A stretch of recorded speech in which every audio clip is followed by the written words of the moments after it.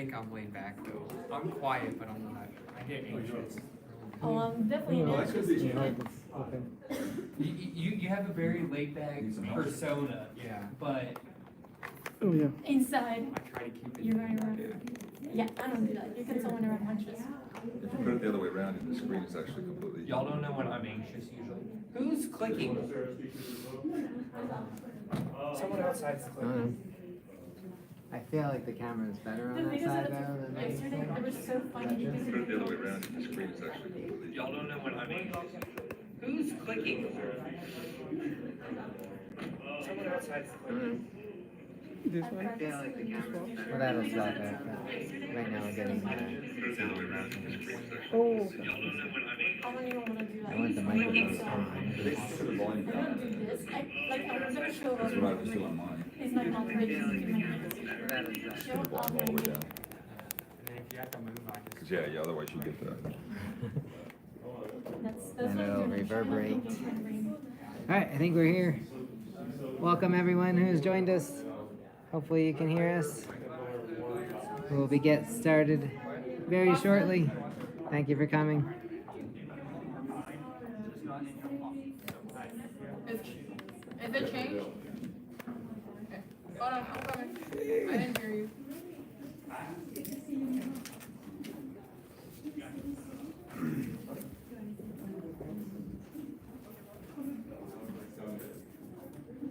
I just need to tackle the guys with the ties.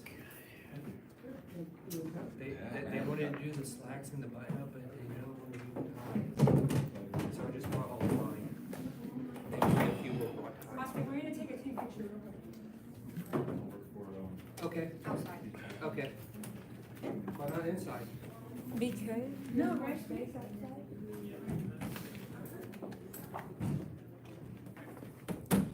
I guess she didn't think she was tall enough already.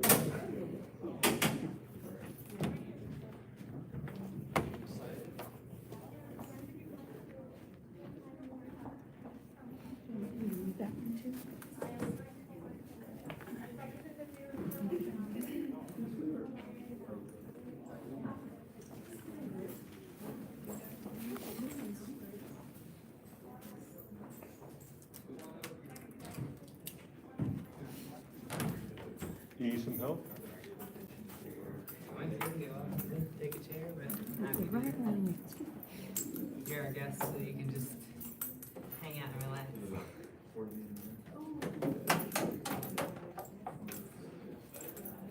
That's a good idea. Yeah, it gives more room to walk around a little bit. Well, and lines of sight are better. Yeah. Nobody sits in front anyway. Well, their little vehicle turned out nice. It did. It was touch and go for a while. Oh, I know, I'm sure it was. A lot of mechanical challenges in that thing. Yeah, the biggest ones were mechanical. Yeah. No, they never are.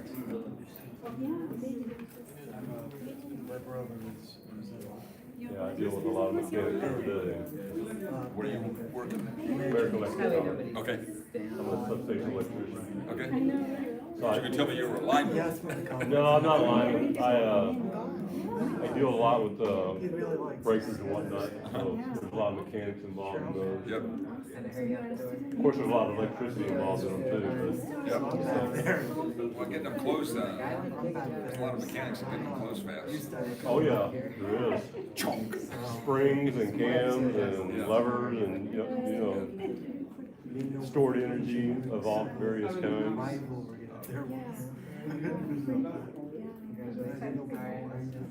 It's an exciting field. It's really interesting. Interesting introduction to that as an Air Force civil engineer, so. Yeah.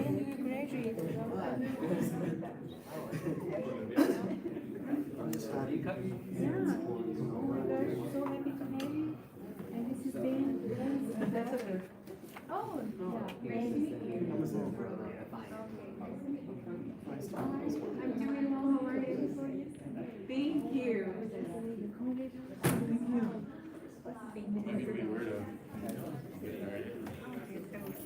You? What's up to you?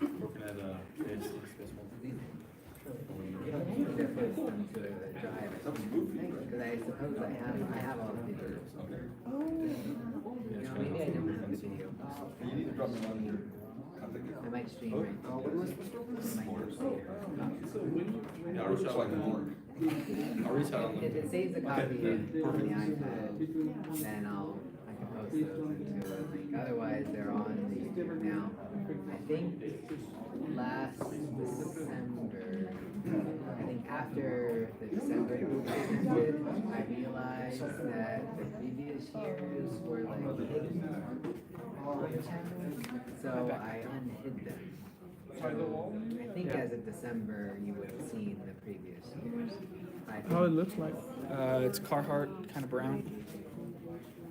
Okay. But that also would be like. Right.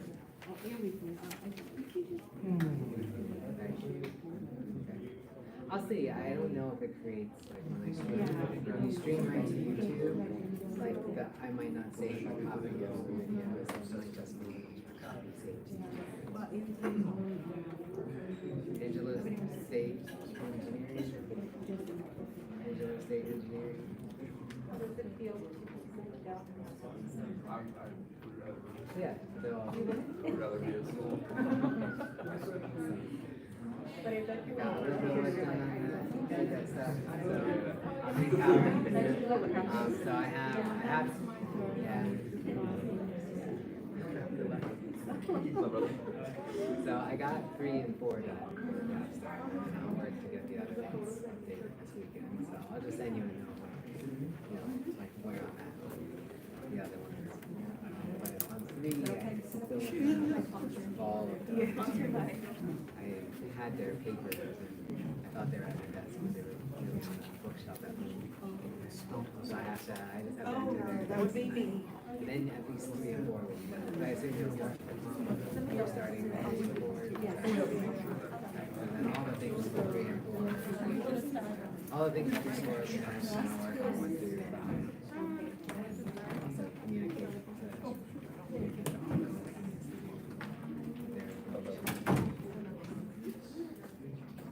Did you walk good? Did you walk good? I thought I saw you. I was across the park.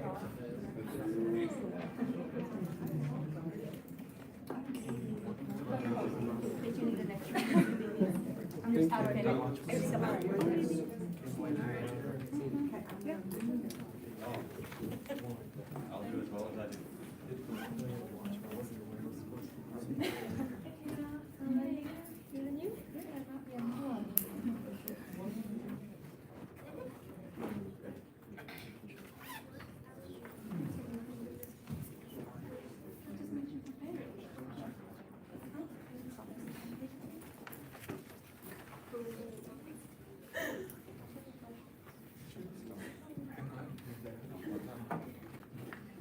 Welcome everyone. The first session is for Mechanical Senior Design Capstone final presentation. We have a big cohort this time, 17 students. So we have 2 groups, so they'll present back to back. We have a very great presentation today because both groups were preparing for national competitions. This is the first one is the NAHA Rover Challenge, and I'll get them going. Hi, thank you everyone for coming and joining us. We are the NASA Human Exploration Rover Challenge Group. Our team is made up of Jared Dudek, Juan Duran, Ben Edgen, Austin Moreland, Stephanie Nunez, Sarah Odell, myself, Vanessa Rodriguez, and Cade Smith.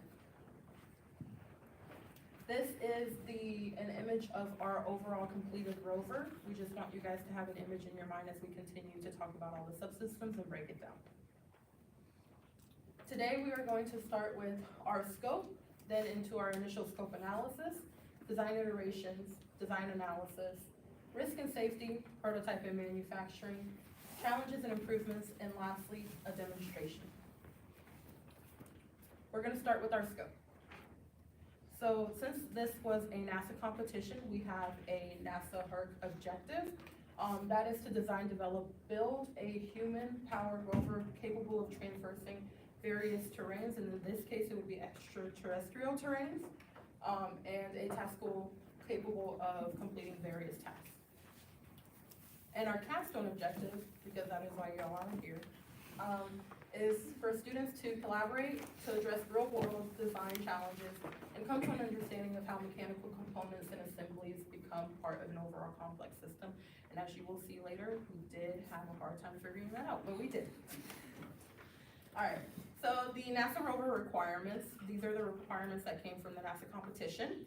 They started with safely handle slopes of 30 degrees without tipping, 30-foot turn radius. The team must design, fabricate non-pneumatic wheels.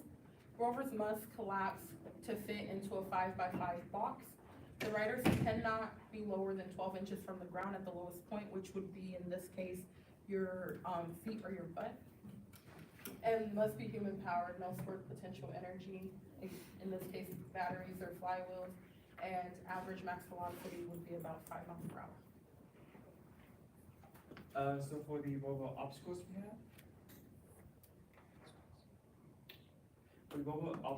we had undulating terrain, which is a lot of gravel hills. The total length of this was 20 feet. Each hill is about 6 to 12 inches high. The next obstacle was for crevices. This was made to consideration for when we were making the wheels. It has a total length of 12 feet. Every single crack here is about 1 to 4 inches wide and 4 inches long, 4 feet long. And High Butte, which is a big hill, it is a total length of 30 feet. You go up a 14 feet incline at a slope of 20 inches. This is considered the most difficult obstacle because of the incline. For the task tool, this is the other half of the challenge. So we were tasked with manufacturing a single tool capable of completing 4 of the 5 designated tasks. So the task materials, which could be parts that can be swapped in or out of the task tool for completing the task, those could not be shared with other teams. So for the task, the first task was to shine a light on an instrumentation panel in order to be able to work on it. The second one was to remove dirt or regolith off of solar panels without damaging them. The third task did not require the task tool, as it was a tool given to us by NASA to use. The fourth was to attach clamps for jumping a battery to a battery post. Finally, was to pick up samples using the task tool to be able to store on the rover. Then we have the safety requirements. So we had to build a robust and practical seat with good restraints. We have to have an adequate braking system for the aforementioned 30-degree incline. We must eliminate the sharp edges on the rover, and also the team must utilize proper PPE while operating or working on the rover at all times. This is the initial scope analysis. So for the initial scope analysis, we needed some estimates that would allow us to start our design iterations. So we started out by estimating the weight of the riders and the rover that would be used. We're testing it here on Earth, so Earth's gravity instead of the moon's, and a few assumptions about the location of the center of gravity and friction coefficients. And some of our initial solutions were, if the crags are 4 inches wide, well, let's just make our wheels 5 inches wide. And if the max width of the rover has to be within 5 feet, so we'll make the track width of the vehicle 53 inches. Then the wheelbase of 60 inches, and if we implement a fold, then that should put us underneath the 60-inch length requirement. And with a 60-inch wheelbase, that would give us a steering angle required of 32.7 degrees. So we've got a half-mile course that we have to complete in 8 minutes, and in order to do it in 8 minutes, we have to have an average velocity of 3 3/4 miles per hour. So if we are going 5 miles an hour, we'll complete the course in 6 minutes and have 2 extra minutes to go over slower obstacles or to complete the task tool requirements that require us to slow down. And so for the next thing we needed to analyze was how do we accomplish 5 miles an hour and how do we create the torque to go over the steepest obstacles? Can we do it in one gear or not? But from cycling analytics, we found a few power ratings for untrained cyclists over various lengths of time. And from these, we determined that 2 watts per kilograms over 8 minutes is a decent power rating for our untrained riders. So with 270 pounds worth of riders, then we would have a third of horsepower to work with as we're going through the obstacle course. So on flat ground, we found out our total tractive force, which is just the amount of force required to move the Rover. So on flat ground, with all the assumptions we have, it would take about 24 pounds to move that Rover forward. And on a 20-degree incline, we're looking at 186 pounds, give or take, to move that Rover up a 20-degree incline. That's given 20-inch wheel diameter, transmission efficiency of 0.9, and our max attainable velocity with all these assumptions is 4.7 miles per hour on flat ground and 0.6 miles per hour on a 20-degree incline. These are the design options and decisions. So for our frame, we had to figure out what base shape we wanted to go off of to build the frame. So first we looked at the trapezoidal base, and it's ideal for a side-by-side seating. So essentially you can have different orientations of the riders, whether they be front to front or side to side. And the trapezoidal is also optimal for a heavy load. So if we have heavy loads from the other subsystems, it'd be able to support that. And it'd also be easier to integrate those other subsystems. As for the square, it'd be more ideal to have a front-to-front seating configuration, as it would have many deflection points and points of load of failure, and it'd be harder to integrate other subsystems for the narrower shape. And then we have the rectangular prism, which is ideal for a side-by-side seating configuration. We'd be able to manipulate that with the support of the loads of the other subsystems, and it would also be easier to integrate the other subsystems. So our decision, we went with 2 rectangular prism base shapes. For the foundational shapes, we went to have a height of 6 inches in order to maintain that low center of gravity, or else we would tip over. And then we also opted to have the seats mounted to the frame to accommodate the side-by-side driver orientation. So once the frame was decided, we could work on our suspension and see which geometry would work best with the frame. So both of our suspension options were double wishbone geometries. The first one we considered was a hinge connection from the arm to the knuckle, and that's the steering knuckle right there. Some of the advantages of the hinge connection is it's easy to manufacture, and it would allow fully independent suspension, and it was a simpler manufacturing process. The second option was to use a ball joint connection. The ball joint connection is similar to the hinge, but it provides a smoother pivoting motion and would allow us to use longer arms, which is optimal for the travel and handling, and it also allows us to mount a shock absorber.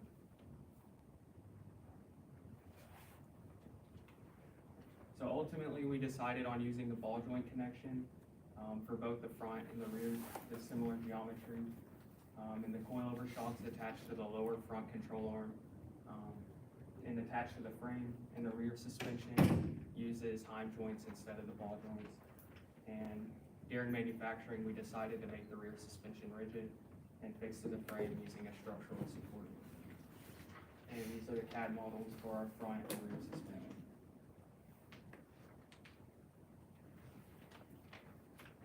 So for our steering options, we have 2 main steering options given in the beginning. We decided to go simple steering. This is commonly found in go-karts because it is easy to put on the Rover.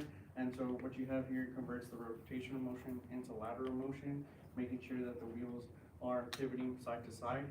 And so with this, we have less points, that it could actually be damaged, and it requires less force, conserving energy, and that is more than enough to be able to take this whole course and make sure that I'm not as tired as that.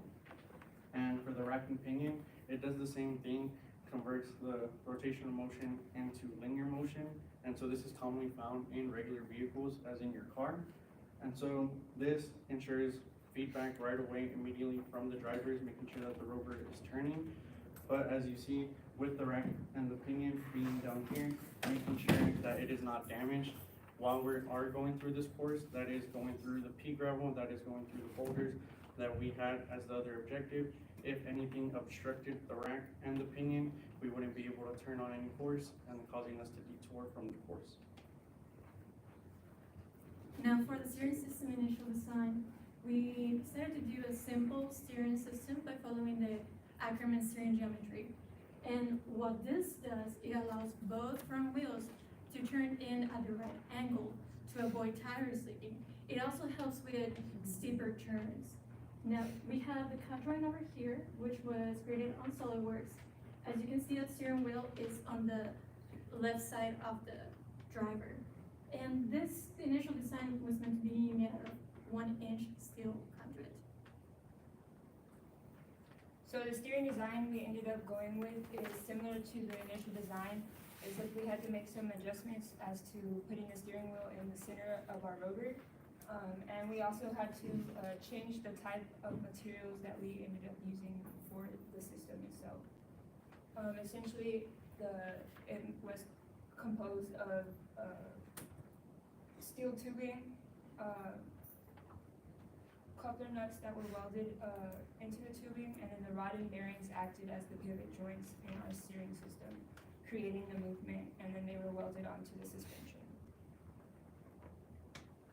For the wheel options, we have a laminated wheel, which would be comprised of wood and sheet metal, and a spoked wheel and a solid wheel, which in this instance would be welded and not laminated. The laminated wheel had fewer modes of failure. It was easier to analyze. It had no elastic properties, however, and due to the weight, we would be slow to accelerate. Cracking could also occur due to it being made out of wood. The spoke design was lightweight, easy to accelerate compared to the solid wheels. And there were more modes of failure, however, due to more components. And there would be difficulty in manufacturing due to being able to have the spokes at having the right sort of tension in them. With the solid wheel, it was easy to manufacture, easy to reinforce. There was low deformation, but it was resource intensive, and there was also no elastic properties. We ended up deciding with the solid wheels, which didn't include lamination, the 5-inch wheel width, 20.25 wheel diameter. It was made out of cold rolled steel and with threaded rods used as internal supports. The hub was made out of a metal sleeve with 2 bearings installed, a ball bearing and a 1-way sprag bearing, and a flange. The thread was made from rubber matting because the wheel could not be pre-manufactured in any way. For the brake options, we have rim brakes, disc brakes, and drum brakes. So rim brakes work by creating friction between the tire rim and the brake caliper to stop the vehicle. They have a lower stopping power compared to the other 2. They're not compatible with wider tires, and as you just saw, our tires are pretty wide. They are less effective in wet conditions and in changes of terrain. The disc brakes, however, apply the caliper to a rotor instead of to the tire rim, and that is more ideal for us. It has excellent stopping power on vast number of terrains and requires fewer service parts, however, it requires more maintenance. The drum brakes, they work completely different to the other 2. They push out in a radial direction against the brake drum to stop the vehicle. They have a high stopping power for a given input. However, they have premature lockup, limited cooling abilities, and they vary vastly depending on the input. So these are the brakes we decided on. We decided on the disc brakes. The disc rotor size was based on the stopping power needed, and the benefits include stability, peak stopping power, rider control, low maintenance, and operability in various terrains. For the drivetrain, we had, our initial design used a 4-wheel drive, so all 4 wheels are being pedaled. It used derailleurs to change from high gear to low gear. It had no compounded gearing with our gears that are meshed together. Our alternative design was a two-wheel drive. It used a clutch system like a car to change gears. It did have compound gearing, and it didn't allow for differential action. Our decision point was we chose the clutch system for the rear wheels to be driven. We designed it to use off-the-shelf parts such as recycled bike parts we managed to get and donate. The highest gear we can get from this is 1/4 ton of pedals equaling 1/4 ton of the wheels. And the lowest gear we can get is about 8 tons of pedals to 1 ton of the tire, and it is non-back drivable and no bus. So for the task tool, we came up with a few different designs. The first design is the snare design. This was capable of shining the light on the instrumentation panel. It is capable of putting the clamps on the battery post and also collecting the samples. However, it was capable of failing at task 4 and 5, so that was put into consideration. Then we came up with a grabber design, which required less skill to be able to do. It was unable to do the clamp. It would be unable to do the clamps based on the force it could create. However, it could also potentially drop the samples. Finally, we came up with a sponge design. This design would only be capable of completing the first task of shining the flashlight on the instrumentation panel, and also the second task of cleaning off the solar panels. However, this would be incapable of failing on the second task, so we have decided to go with the sponge design. Next is our design analysis. So for our frame analysis, the two main analysis that we should complete is, will our frame support the load of the other subsystems along with our riders? So the first analysis we have right here is our stress analysis, and we applied the loads of the subsystems along the structure of the frame. And on these top two arrows right here, we also incorporated the load of the riders as well to account to see if it would uphold our riders' weights as well. And the main formula used in this simulation is sigma equals F over A, which is the force applied over the area. And then the second analysis we had to do was the deformation of if our frame was to fail, where it would fail first.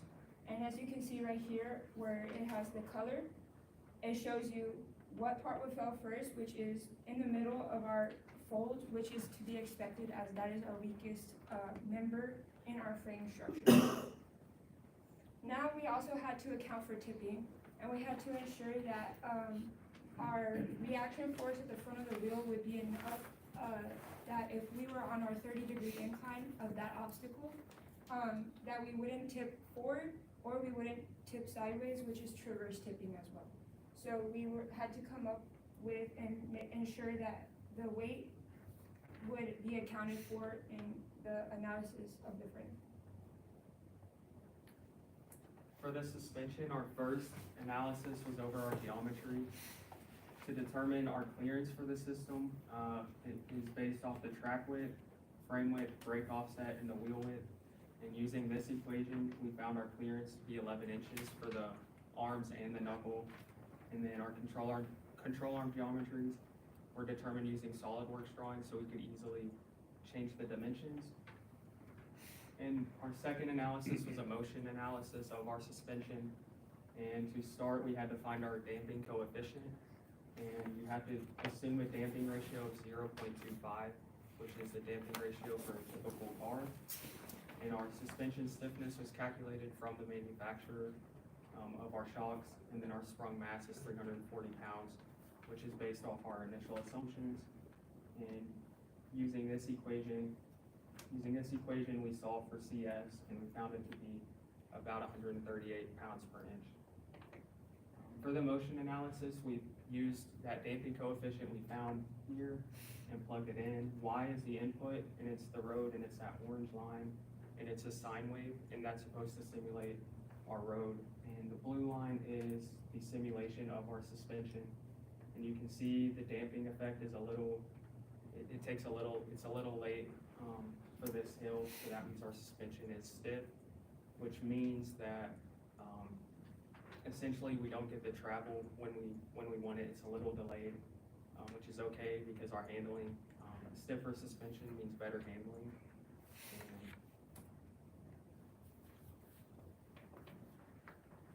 Now, now these are the calculations for the steering initial design.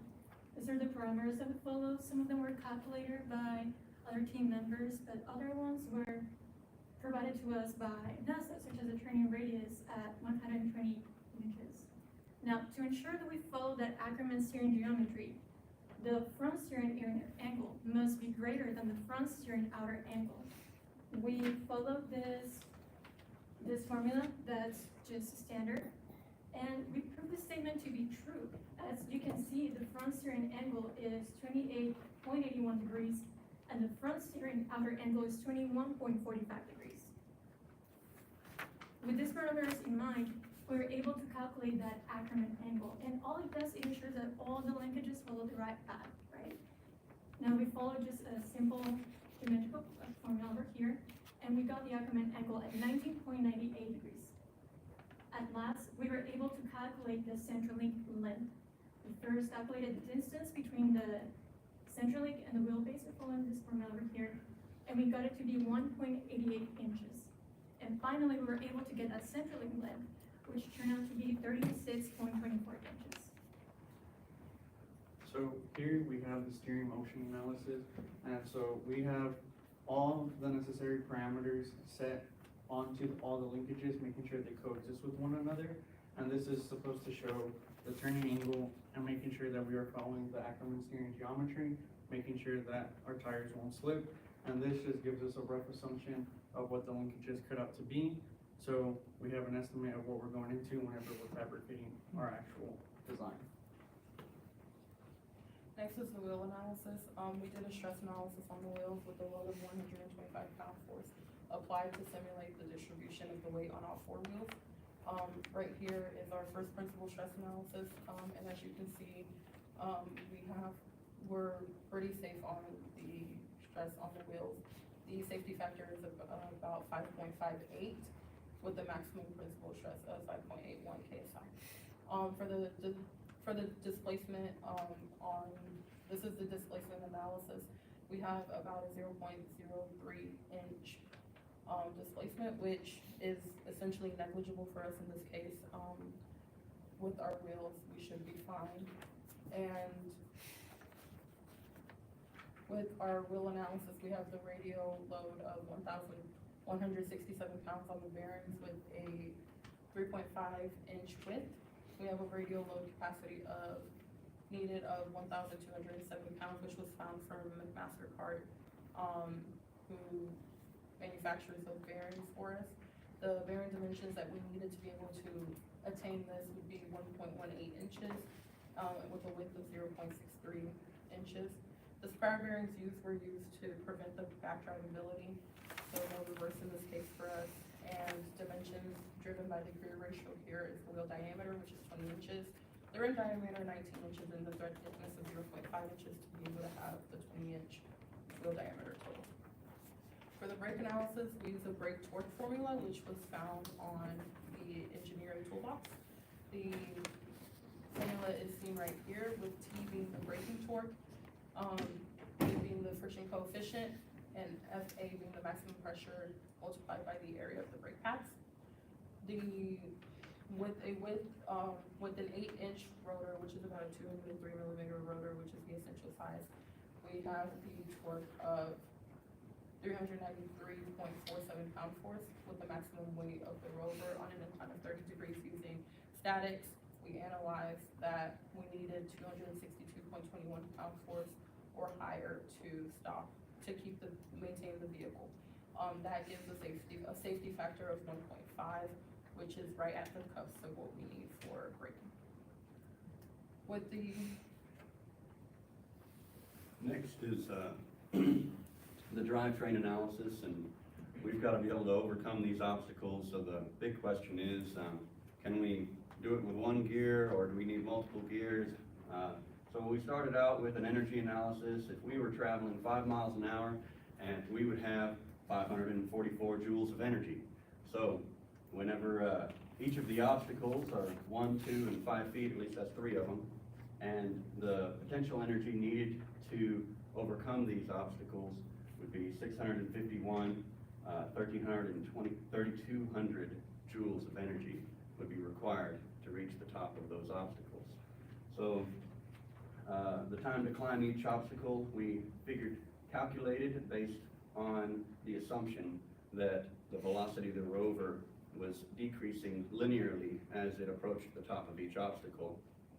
And with that, we could figure out at a power of 1/3 horsepower, how much energy would our riders be able to produce as they're traveling up it. If they're pedaling as they're going up the obstacle, well, that's extra energy plus the kinetic energy they had approaching the obstacle.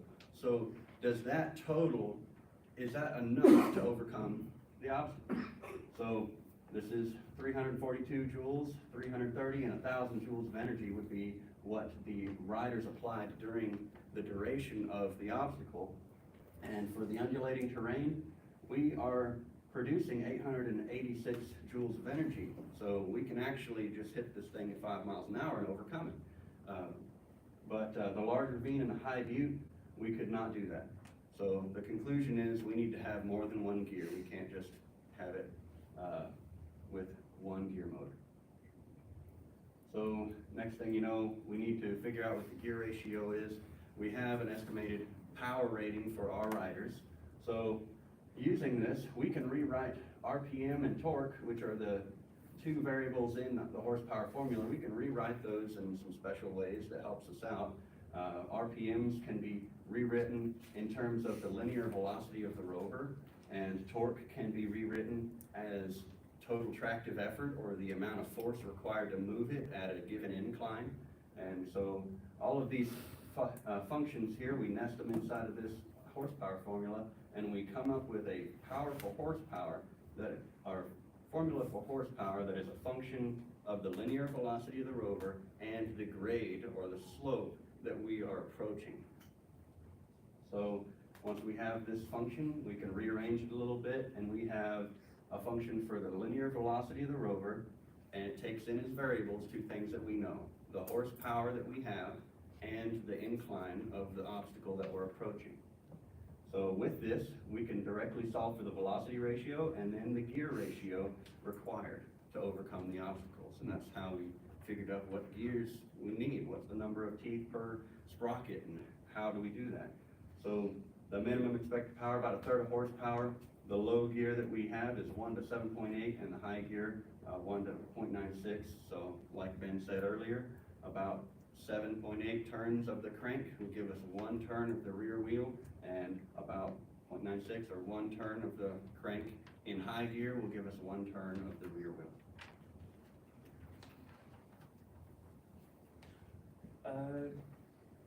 We're designing the axle diameter for the rear wheels by determining how much max load they can handle. So we found the average power applied by the top 10% of male cyclists to be about 0.64 horsepower. Since we have 2 cyclists, we double that to 1.248 horsepower. And we use a simplified ASME shaft diameter equation to get the minimum diameter we need, which was about 0.39 inches. We chose 0.75 inches to make it easier to manufacture and to account for the safety factor of 3. This analysis, it was to determine if the weakest point on the drivetrain would break or not, which was where one of the sectors on the drivetrain were. The highest stress that this was going to handle was 32.5, and the max stress it could handle was 50 KSI, so it was well over what we needed. Next is our risk and safety. So before we got to manufacturing, we had to determine what was the most likely things to break and how catastrophic that could be to either the rover or to the operators. So we decided to create a risk analysis matrix. So we, by coming to the very likely and the high, there's nothing up in the top right, so we go down. So the steering shaft, the tie rods, and the chassis frame and the disc brakes are the most important things for us to focus on for the safety aspect of the project, which was accounted for during our manufacturing process in order to reduce our risk. Next is the prototype and manufacturing. So in order to start manufacturing, we need a CAD, overall CAD, to show the incorporation of these different subsystems coming together to give us a whole picture. And so every individual subsystem gave me their parts, and then I ended up creating and building an overall CAD drawing of our rover. So for our frame, this is the CAD. We ended up with a 54-inch rectangular prism with almost 21-inch smaller rectangular prism, which are held together with butt hinges, which are commonly known as door hinges. And this is to give us the foldability to fit the 5x5x5 constraint that NASA gave us. And while the rover is up together, we're using 2 U-bolts to keep them locked into place. And the overall rover was made with 1-inch clay and carbon steel tubing. Here are some pictures of the manufacturing. Right here is the overall frame completed. This picture right here shows the fold in our rover, and it shows the movability of the hinges. Right here in this picture is the finished product of our seat, and the last picture shows the integration of the seat and the frame together. For the suspension, CAD, and material selection, we also used 1-inch plain carbon steel tubing. We used an 1/8-inch steel plate metal for the front plate, and rod-end bearings and ball joints. This is the final prototype for the front suspension and the final prototype for the rear suspension. This front suspension plate right here was manufactured using a CNC machine, and the ball joint was pressed in using a hydraulic shop press. And due to integration and safety, we made a change to the rear during manufacturing and added this structural support to integrate with the CD axle better and ensure the shocks don't, because the shocks would have been in the back of the seat. So it's just safer to make it rigid. So here's the final steering CAD we ended up with. As we had said, we had to change our design, and we ended up with the steering inside in the middle of our rover. We ended up using 1-inch plain carbon steel tubing, 1/8-inch plates to attach right here to our suspension, and then we ended up using rod-end bearings and coupler nuts, as I had explained earlier, to give us that rotation between the linkages. And here is a picture of our overall design. I split it into 2 pictures to show y'all a better image without getting too busy of a picture with the other subsystems. And our biggest challenge was to obtain the optimal angle from the bottom right here to the top of the steering wheel to give us the angle from here to there. And as I had mentioned, we had to change the manufacturing plan as we were having trouble incorporating and integrating with the suspension. Next is the wheel CAD and material section. So we use cold rolled steel to manufacture our wheels. We used the CNC machine to cut out the disc, and we also used it to cut out the, as you can see right here, the 5-inch plates. With our hub, we had a scrap bearing and a ball bearing, as I explained earlier, to limit the axle load effects. And here are the internal supports. With the wheel manufacturing, the thread was screwed on using self-tapping screws. The hub was bolted between the 2 discs, and the bearing was pressed in. With the brake implementation, we had to make sure that the brake discs were not right up against the wheel. So we created disc mounts to create spacing between the wheel and the rotor. The additional metal angle iron was added to the suspension mount to mount the disc, and an 8-inch rotor selected to increase stopping power. Next was the drivetrain manufacturing, and we designed it specifically to utilize as many off-the-shelf components as possible. So our clutches are actually Lovejoy couplers, which are a type of shaft coupler, and many of the sprockets are all off the shelf. So Lovejoy couplers, a 3/4 inch shaft. We use nylon shower rollers as our bearing for our shift forks that slide these discs back and forth. We've got, for our U-joints on the CV axles, our 1/2 inch drive universal swivels from Harbor Freight. And number 40 chain, pillow block bearings, 1/8 inch coupler nut, and deep sockets were used for fabricating the splines required for the clutch to slide back and forth on the shaft while still transferring torque. So during the manufacturing, we had a lot of things to look out for. Initially, the first thing that we fabricated was the frame, and we started putting the shafts on the frame in their proper location, and when it came time to put the splines down, we needed to meticulously align the deep sockets that were used as the female splines. So they had to be perfectly in line, or that coupler nut wouldn't slide back and forth in it easily. So we had to do that using shims, and we took special care to ensure that the splines floated. So, and what I mean by that is if this inner hexagon here is the coupler nut and this outer hexagon is the deep socket, there's a pretty equal amount of space all the way around that coupler nut. And so that's floating there.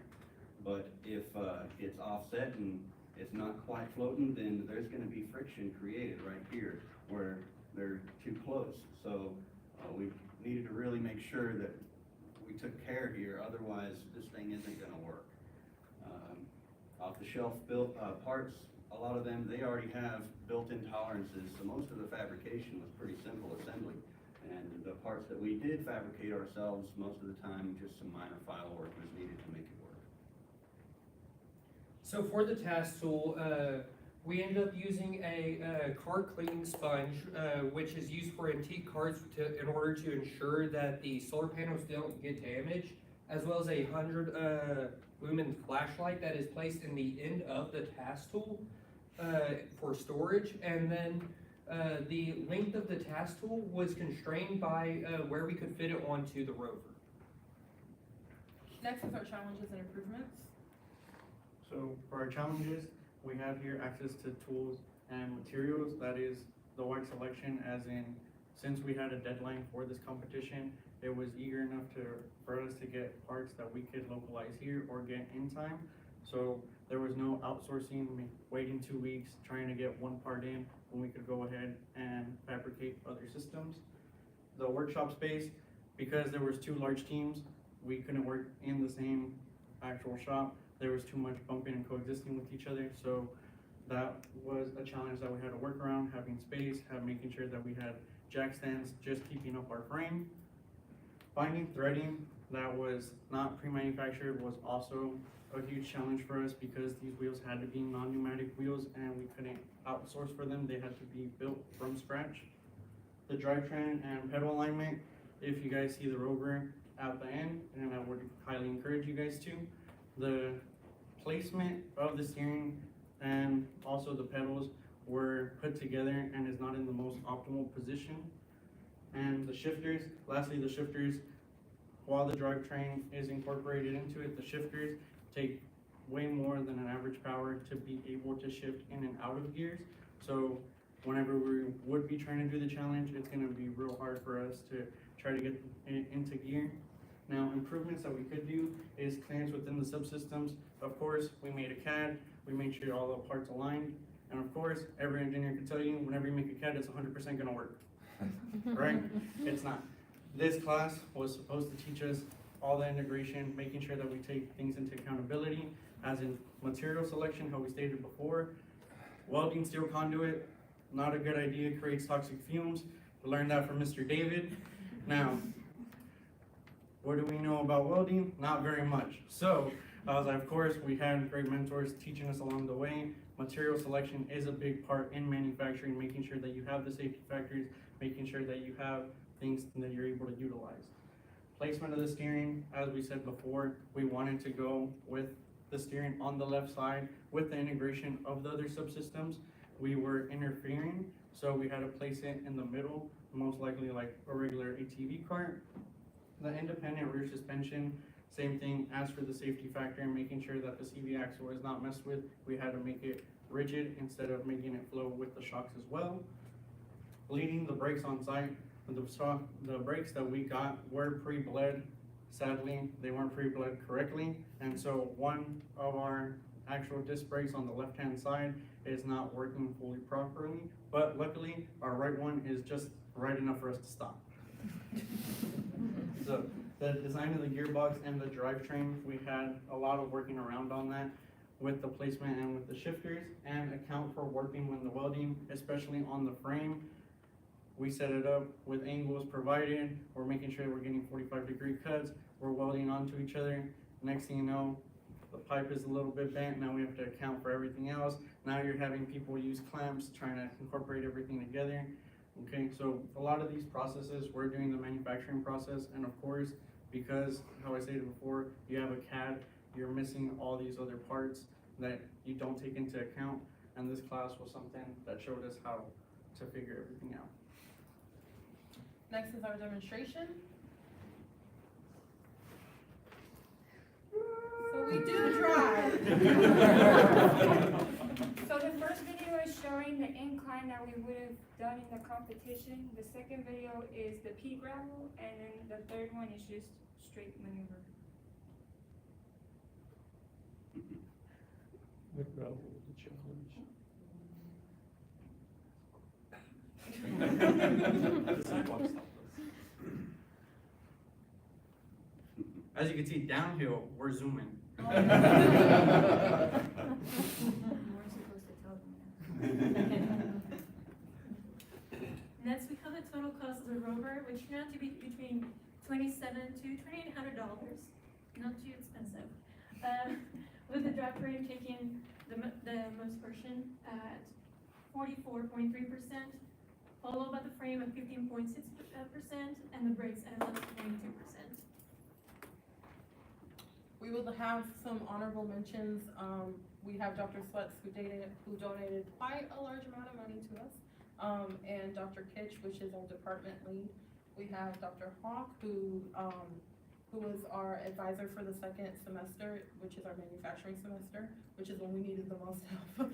And Dr. Hamidi, who was our advisor for our first semester, where we didn't know a thing, so she guided us a lot. Mr. David, as we call him, and he also helped us. He is the shop lead, so he helped us a lot in the shop, learning and teaching us how to weld and things like that. And Miss Olivia, who in this case helped us a lot with our ordering and our parts. We got to a point where it was really hard trying to find parts, and she was there. She was ready to go as soon as we needed her. So we really appreciate everyone. Next, we have a special thank you to Hector Perez and ENR Supply, who donated a lot of our drivetrain. We are very grateful for that. And now we are gonna ask, do you guys have any questions for us?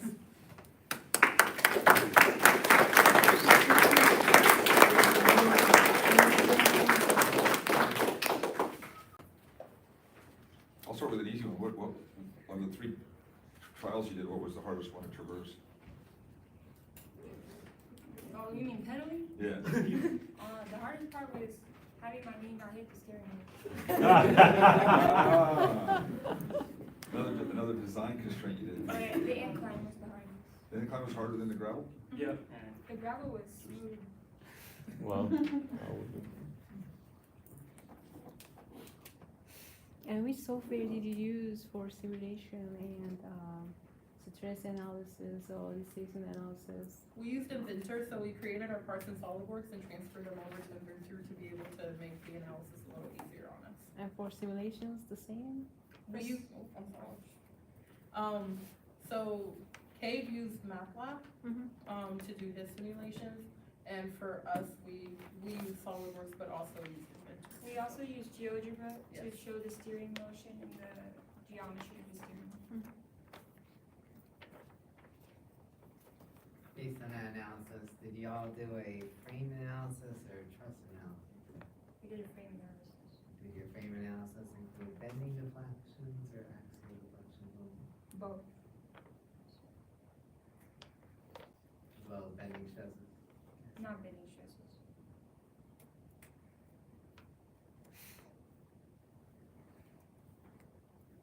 You said the max allowable stress was 50 KSI. Did you have any safety factors included? Yes, for that one specifically, that was a safety factor of about 3.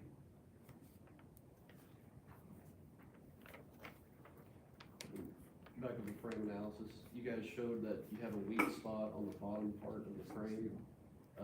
Did y'all consider installing a skid plate or anything similar just to help reinforce that weak point? Prevent a rock or something to hit it? So with the stress analysis, it shows like where the load, like with the load, if it would break essentially, and that it was the one on the left, and it was all blue, meaning it was good. But if it were to fail, that was the first place that would happen to have that. Did you compute the safety factor for this analysis? So, Did you compute the safety factor for the analysis? yes, sir, but I did not put it up there. And which values did you get for those? We got 2.5, which is common around all of our analysis.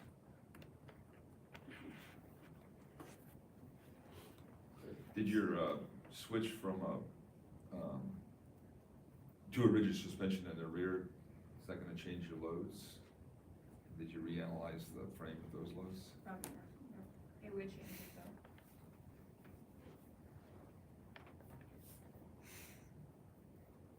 I watched you carry this thing in the lab.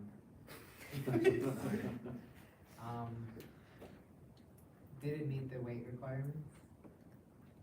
We are over the. We are So for the weight, not really much of a requirement that you have to be under a certain weight, but if you are under 500 pounds, you do get points in the competition. So aerodynamics and ergonomics plays a factor in the manufacturing when you're doing the competition. And what did your weight come out to be? Oh, okay. So Well, the thing with it is, with his pre-manufactured parts, he didn't apply the material to his drivetrain, so when I clicked the overall weight, it had it at like 100 and something pounds, and I know his gearbox is not 9 pounds. It's way more. So if you're going to take weight, so which sections can you take weight from? So my frame came out to a little under 100 pounds, without the seat, strictly just the frame. But the question was, so if you're gonna reduce weight, where can you do it? I think was that the question? Yeah. Reduce weight? So which part will you reduce weight? We could reduce weight in the drivetrain, and we could also reduce weight with the wheels. The wheels are relatively heavy because they're all made out of steel. Yeah. Why'd you choose that material for the wheels? It was what was readily available for us at the time. That was another thing too, is the steel that we wanted to use, we would have had to outsource from California, and it was lighter but still durable, but we didn't have the time to get that from it. So we do know weight was an issue and factor going into it. And I would like to mention that, which it wasn't mentioned earlier, we did not compete, but we did complete our capstone objective, and we did create a rover that works, which we are extremely proud of. Yay! Absolutely.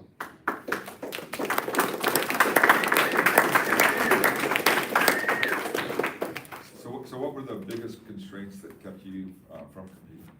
Or what were the key aspects that, I'm not taking anything away from where you got, okay? So keeping us from competing, so like they had stated previously, yes, we did make a CAD, yes, we did try to make sure everything fit. However, as we got to manufacturing, we realized how much time goes into making things. A lot of us don't have, manufacturing experience prior to this project. So with how much time it goes into everything, we realized that maybe we wouldn't meet that deadline that was coming up for us, that was approaching. So your schedule for the fabrication wasn't realistic? No, sir. I think if we started practicing fabrication in the fall, learning how to use all the tools and equipment and stuff, I think that would have helped us reach our deadline a little better, But that's definitely, a foresight mistake on our part. How about, material ordering and logistics? I'm sorry, sir? So the material acquisition, did that control the process too? Yes, but, luckily, a lot of our materials were found here in town. We just had to do some digging and figure out where to get them, and there's also, the process of buying materials, which is a good process.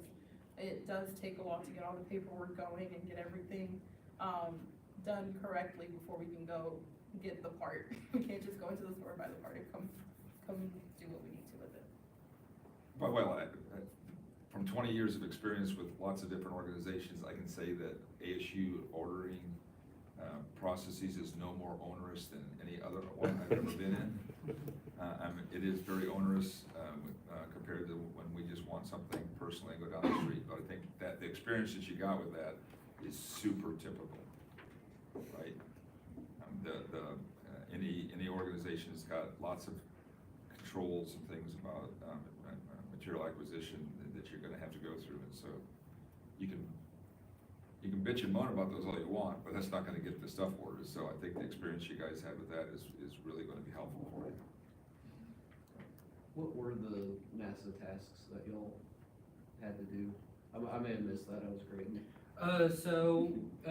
The primary for the task tool were the, shining a light on the instrumentation panel.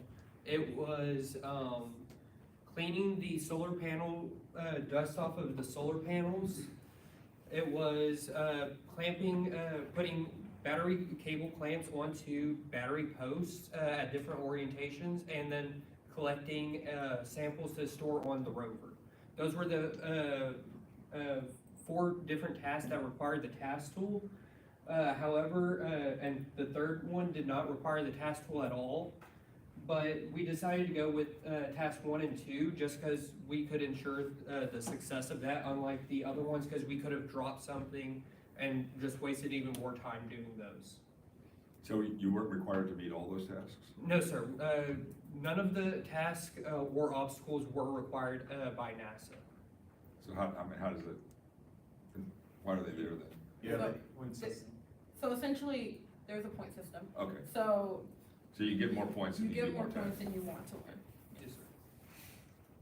So you made some engineering decisions about what you could To accomplish? make sure we Yeah. get done in time, Good. yes, sir. Good. But the important thing too is that we have to complete the obstacle in those 8 minutes. If we don't finish, we don't get any points. Okay, that makes a lot of sense. So you're prioritizing the time. requirements, Yes. right? Yeah, good.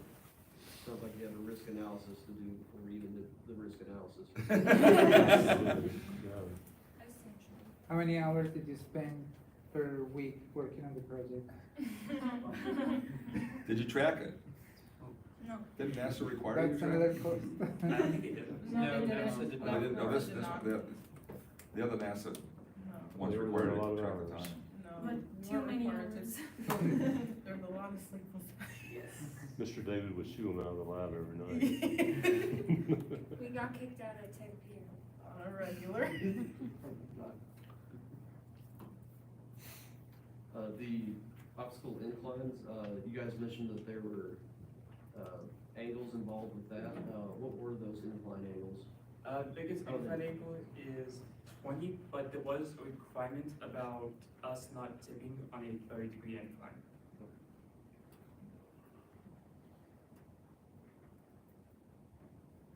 What is your biggest takeaway? What did you learn? People are hard to lead. I'd like everybody to answer that question individually. Yes. I think mine is each individual person has a different work ethic, and it's hard to, when I'm a person who strives and keeps going hard, but then not everybody on my team has the same work ethic, and that's like a biggest thing, is you can't get frustrated when you don't have the same work ethic. For me, I think it's team structure and making sure you don't break it down too much, because a lot of our systems integrate directly with each other, and I think we may have broke it down a little too much, and that's lack of experience, I think. So, I think the biggest takeaway that I got was making sure that all the material selections are well-rounded, because like I said, we had to do a bunch of material selection, changing off in hand, and also making sure that we are integrating with other subsystems coincidentally while we are doing the project and while we are doing the design, and not just making separate parts and hoping they come together at the end. Well, for me, I would say is that all of this whole challenge was very difficult. I've never done this before, so it was definitely getting out of that shell and just preparing myself to do this and not be scared, because we've all gone through all these courses and we've been prepared for this, and even if it's difficult, it's important to put ourselves out there and dare to take on the challenge. I mean, that's what this is for us to learn and grow and become real engineers. For me, it'd be the fact that that knows pretty much every single tool name in that software. I think, one of my takeaways is that, none of us are approaching this project with the same or sometimes even similar experience. And so when it came to time to fabricate, or when we're brainstorming ideas, we're all at different places. Is that good or bad? Bad. Sometimes. For me, it's definitely just the better understanding of how to look at the risks and everything for a project, as I was the team safety officer. So NASA requires a lot of reports and writing, and a big chunk of that is the safety portion for every single one of their reports. So just getting together and talking with the team was, and finding time for that was a very big thing. I think also our schedules, we be having meetings at 10 p.m. because our schedules are like, they don't match up, so that was the hardest part too. We're supposed to have 4 hours a week, where, Well, like on top, like additional. I didn't want top of to the meet- scheduled time. Yeah, to meet before we schedule. If we only met during those 4 hours, this would not have been No. done, Dr. I got it. Yes, ma'am. Vanessa, I want to commend you on your leadership skills, because I know you took the baton halfway through and you have proven yourself as a leader, because you're right, it's hard to work with people. But I think you did a great job. I can see how you grew as a leader over the past couple of months. Congratulations.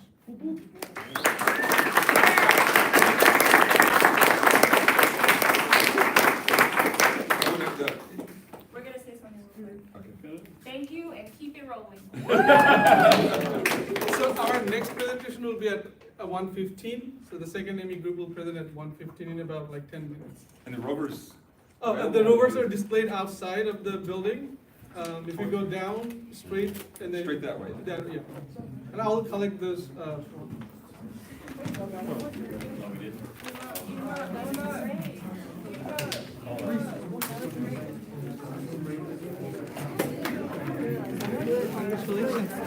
Thank you.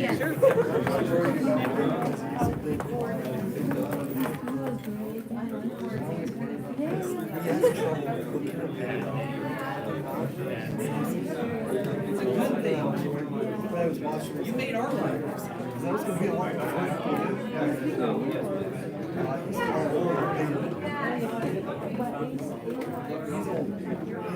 he's a year old. Of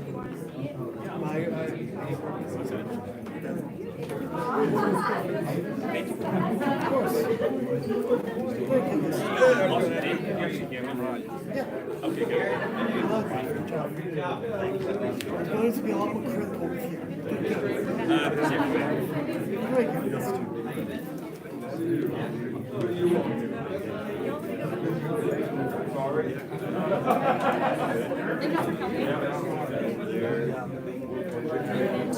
I need, oh my god. Sorry.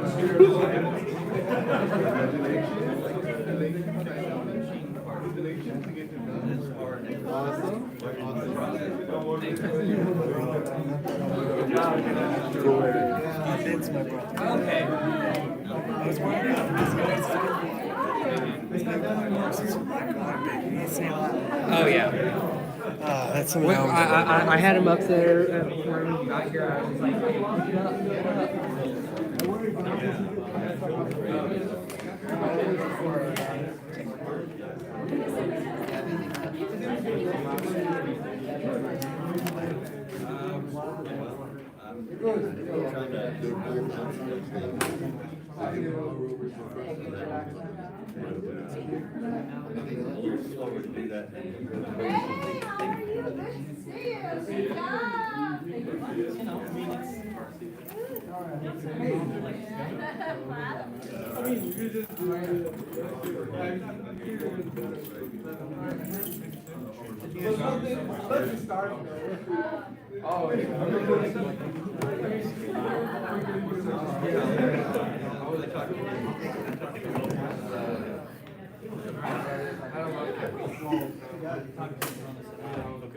That whole thing really.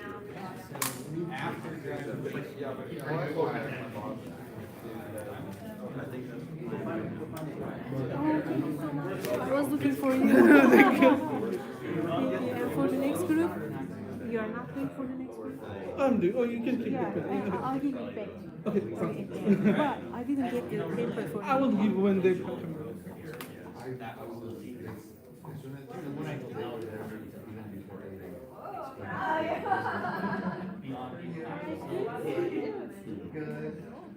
So yeah, it's a great opportunity to, because at some point, right?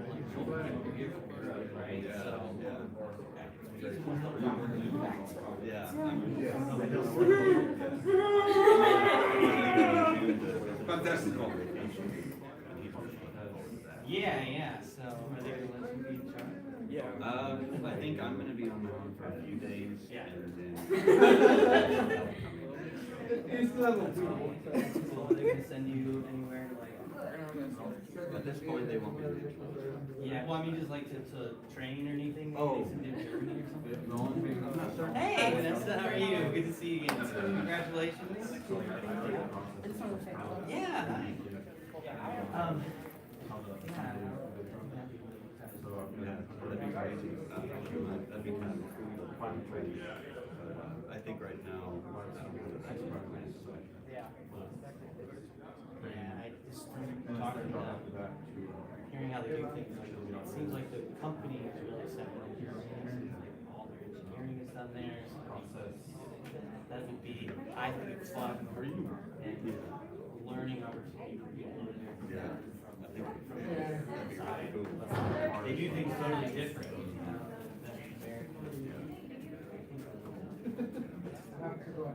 So yeah, I'm glad everything's working out.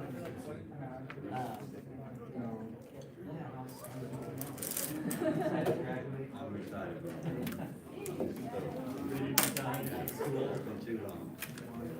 You can immediately go back and get a graduate degree now. Not for a while. Not for a while. Get some experience. Yes, sir.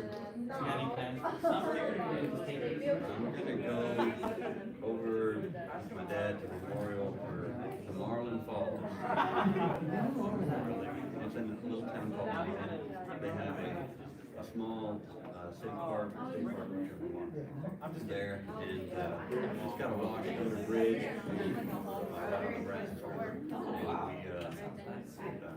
We take the airport out.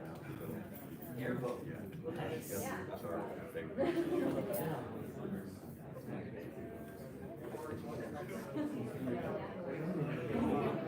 I'll see you around. Yeah, give me a call anytime if you ever need. I appreciate that.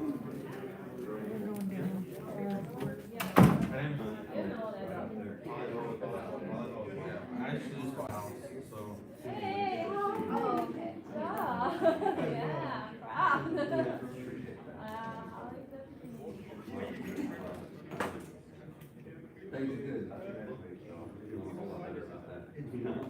What is coming next? We got a part-time manufacturing job here at the Oh, there. at a Rover substation. Looks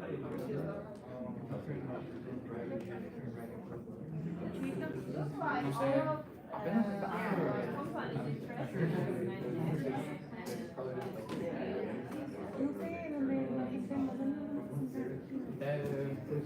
You have to share.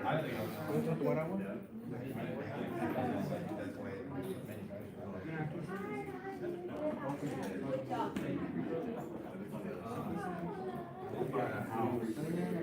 Oh, wow. Good, how are you?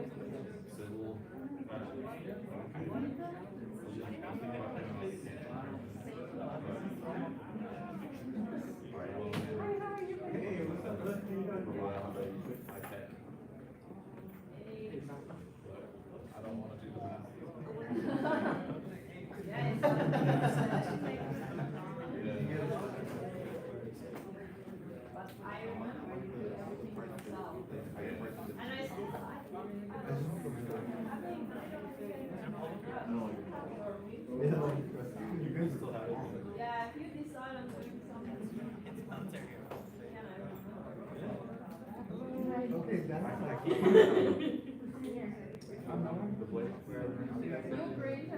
Keep that on my desk at work.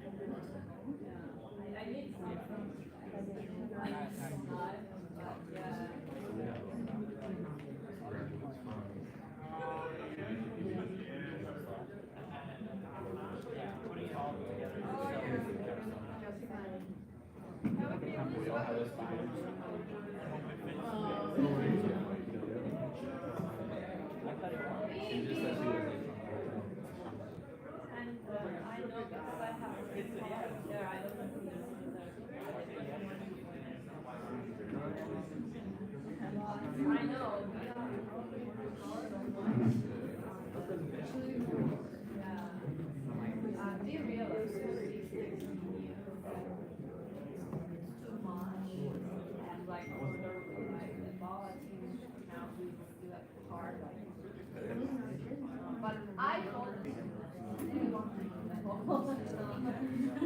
you cannot, me, you. I'm glad we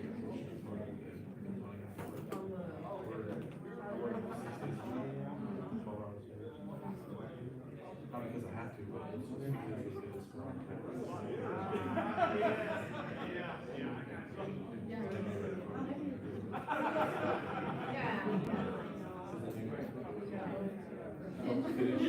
David told me he has to use the power over the Rover at least.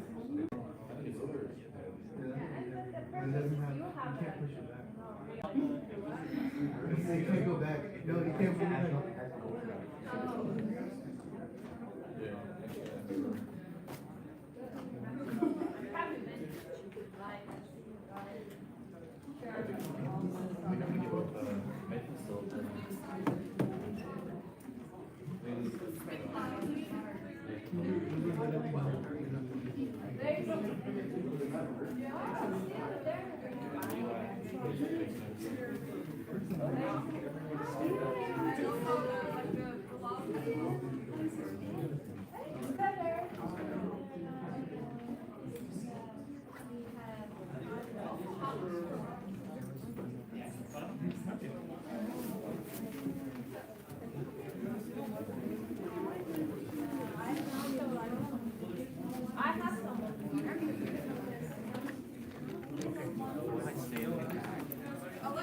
Oh, it's in the packet.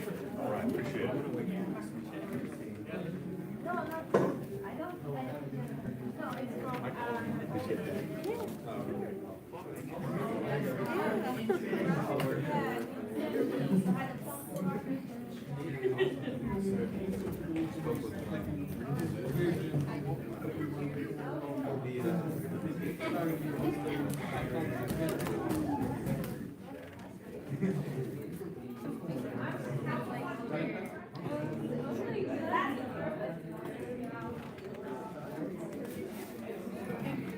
Need a pen? Yes. Same thing.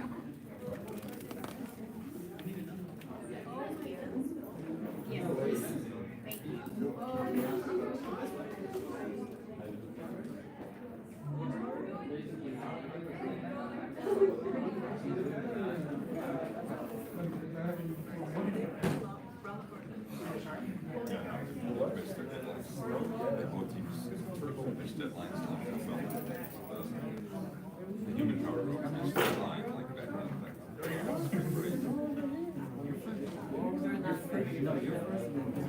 Both of them,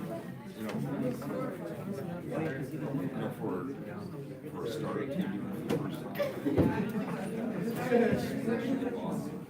I bet they'll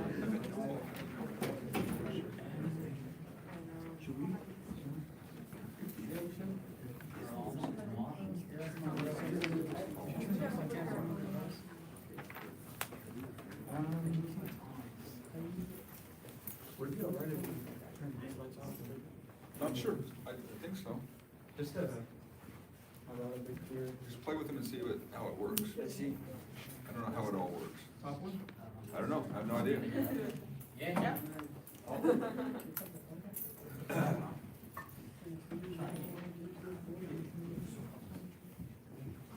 Okay, if there's time, go ahead. So, welcome again for our second mechanical senior design presentation. This group has worked on Baja competition, and to come to this far as a first team, it's a great effort they put together, and I'll let them to complete the story. So, good afternoon, everyone. We are the Ram Racing Team, the first Baja SAE team here at Angelo State University. So, well, first we're gonna go ahead and introduce each one of ourselves, starting from the end. I'm Nathaniel Rodriguez. My name is Edmundo Garcia. Francisco Calderon. Elio Beltran. I'm Alexandra Wisniewska. Austin Allison. I'm Alfredo Zapata. Austin Ellison. I'm Adrian. I'm Bradley Humphreys. Okay, and I'm gonna start us off just presenting a quick introduction of our presentation, starting with 1, the scope, 2, planning and structure, 3, subsystem design and manufacturing, 4, results and improvements and recommendations.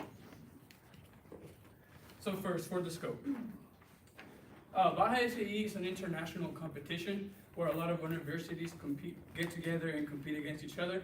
The point is to construct and design an off-road vehicle.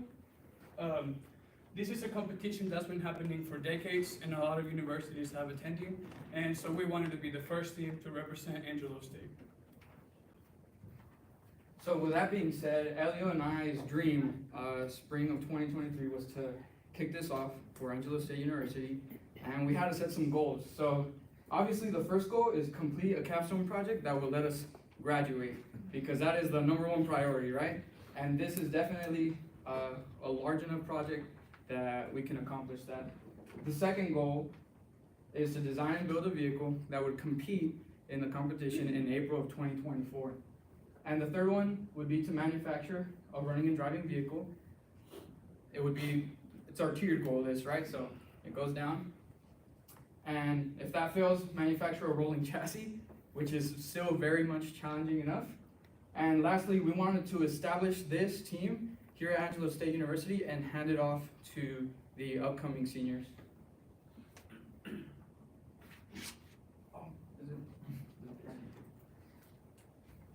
So for our planning and structure. So we were gonna need a very solid work structure in order to accomplish this project because it's relatively ambitious. I would be the lead and I would be in charge of planning and organization, being the head of CAD work, and providing assistance to every single person. My colleague, Elio, would be in charge of part orders and financial tracking, the social media aspect as well, since we wanted to create a community presence, and assistance to all groups. So what we did is, we split, there's 9 of us, we made 3 teams of 3. The main subsystems are suspension and steering, led by Bradley, chassis led by Franny, and powertrain led by Elio. Each one of these groups would have a support system to focus on them. On top of that, every single individual is in charge of a subsystem. For example, Austin, he is part of the suspension and steering team, but he is also in charge of brakes and wheels. That way, you know, we have enough work to go around, which there definitely was.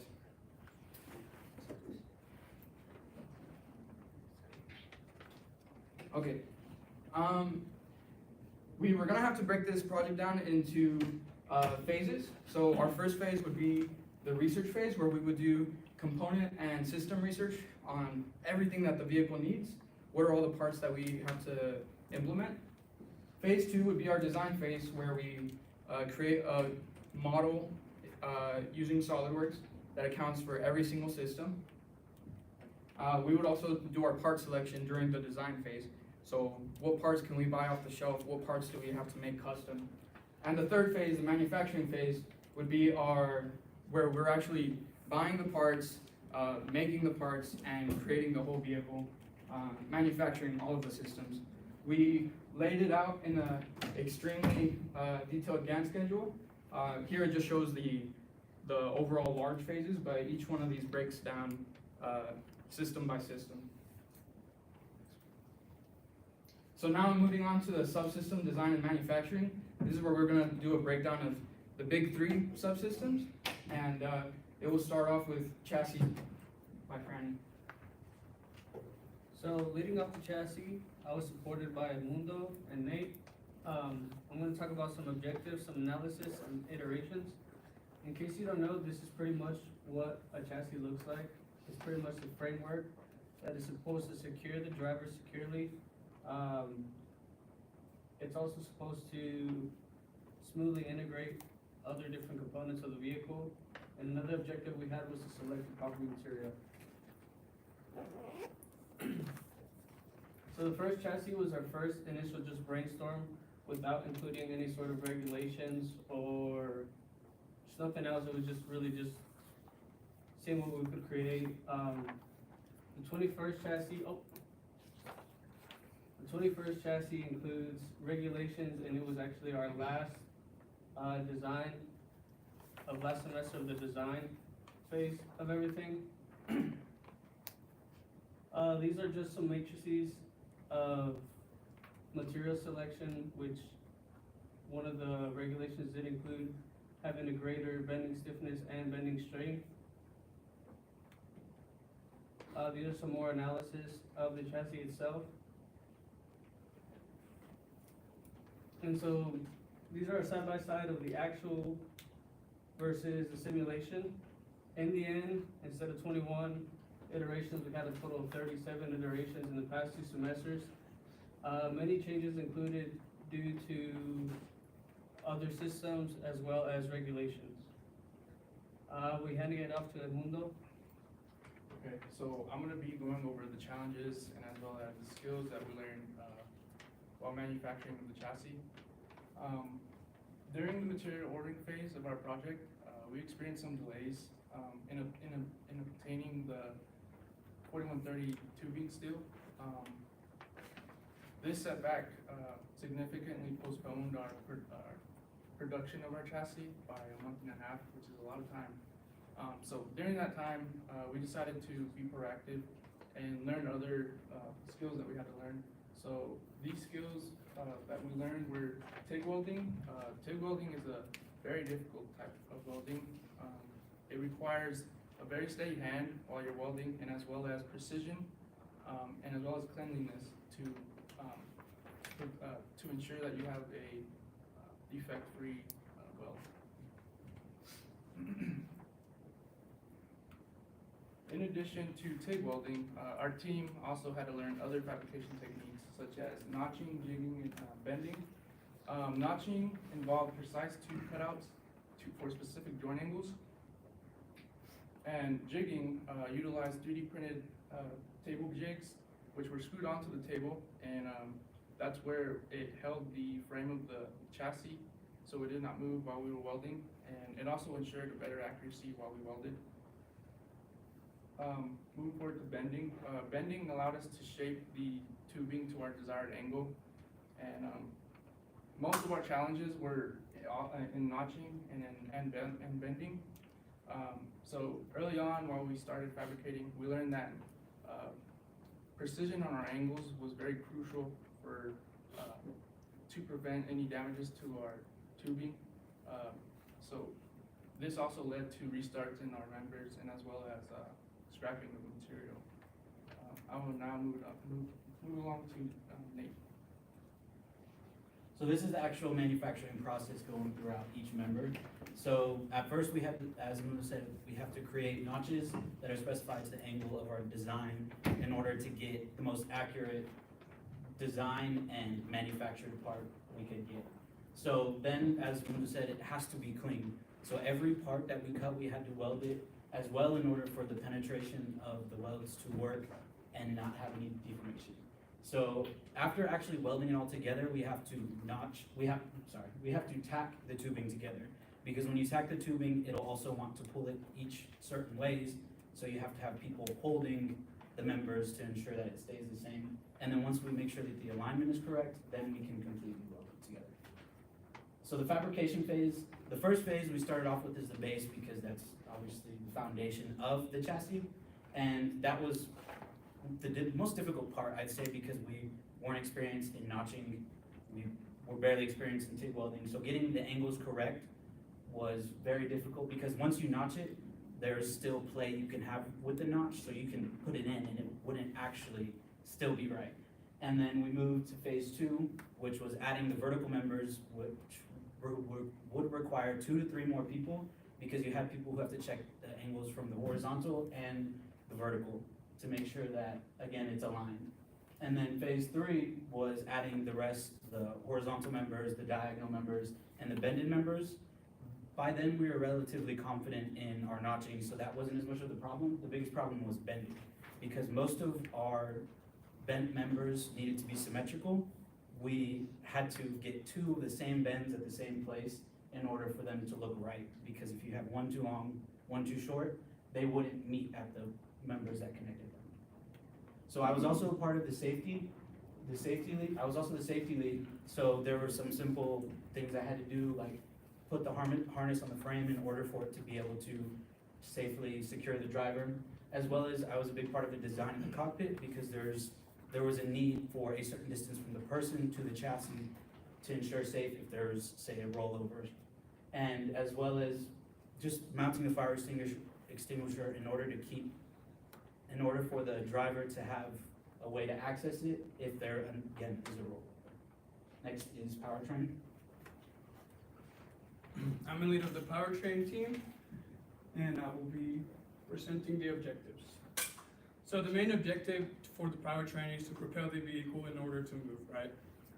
With this competition, we had 2 major requirements. One of them was to create a 4-wheel drive or an all-wheel drive car, and the other one was to use a specific engine called the Kohler CH440. If you have no idea what a powertrain consists of, I labeled here a quick image.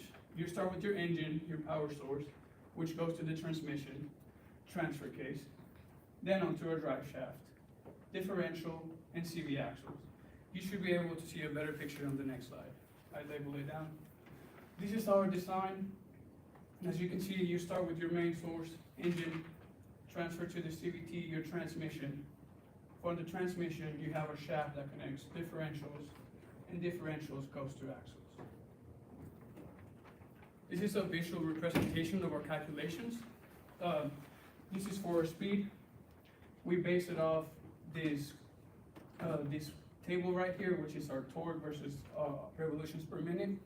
And we ended up with a top speed of 32 miles per hour. The next part of the powertrain that we would like to discuss is the transmission. We chose a CVT, which stands for Continuously Variable Transmission, and it's able to adjust the engine speeds without shifting any gears. It will be able to maintain the maximum engine efficiency in torque, which would be crucial in various off-road conditions. Here on the slide, you can see our decision matrix of various transmission options. And the CVT was chosen for its cost effectiveness and versatility. On the right, you can see how we installed the CVT into our vehicle. After the CVT, the power needs to be transferred to the drive shaft, and that's where the chain drive comes in. It consists of two sprockets, one of which attaches to the output of the CVT, and the second one goes to the shaft. The power is then transmitted with a chain. One of the interesting parts that we had to do was customize a hub and integrate one of the sprockets onto the shaft of the CVT, and by doing that we were able to successfully attach it. However, after that modification, there wasn't enough space on the CVT blade to mount the tensioner as we had planned in the design phase, so we had to make an adjustment. We were able to install a rectangular tab with a slot, and we welded it to the bottom plate, and now we were able to attach the tensioner, and it's able to go up and down as well as be pulled more in to account for more slack that appears. And with the chain drive, we had to make sure the drive shaft was perfectly parallel to the engine output, for which these two parts were crucial. Because if the drive shaft wasn't parallel, then the chain drive would collapse and there would be no power transmission. In order to make sure that it worked, we had an adapter that connected the shaft to the differential, and we had a carrier bearing that helped stabilize it. After making sure that it was straight and it was perpendicular to this differential flange, we welded the adapter over here, and the carrier bearing will be able to keep the shaft aligned during the operation of the vehicle. By doing this, we were successfully able to install the drive shaft perfectly aligned with the output of the engine, which was a great accomplishment. So let me paint you a picture. So now we have our carrier bearing and our drive shaft adapter. We take our drive shaft, we go to place it, everything is going right, moment of truth. The adapter works. Everybody over here in powertrain is high-fiving each other, looking at each other, and then we look forward to our front differential, and they're not aligned. So it was one of our issues because we needed our rear drive shaft, or part of it, to at least be parallel to the chain drive, as Alex mentioned. But our front differential was offset in order to have an equal distance from the wheels to our chassis. So what was our solution? Our front differential did have a joint for a U-joint, so we essentially turned our drive shaft from a one part into a two part. That way, while our rear part differential was still straight, our front differential could be at a little of an angle misalignment and still work. So for drive shafts, our team size is of 9 members, and when we compare it to team sizes of other Baja teams, their average is about 15 members, and some even go to 50 plus. So how would we compare, how would we compete against them? Well, we had to pick our fight wisely, and this was where our off-the-shelf parts were custom came in. So we had the limitation of an engine, and off-the-shelf parts are not optimized for that engine. So our decision was whether to take the time to make custom parts or pick off-the-shelf parts and make them work, and make those modifications ourselves. So for differentials, which was one of the first things we picked for a powertrain, we picked Rhino 660, which is the four-wheeler, and we made our best to make them work with the axles we found and our drive shaft. And as I mentioned previously, while they weren't aligned, this was due to an oversight in our CAD version manufacturing.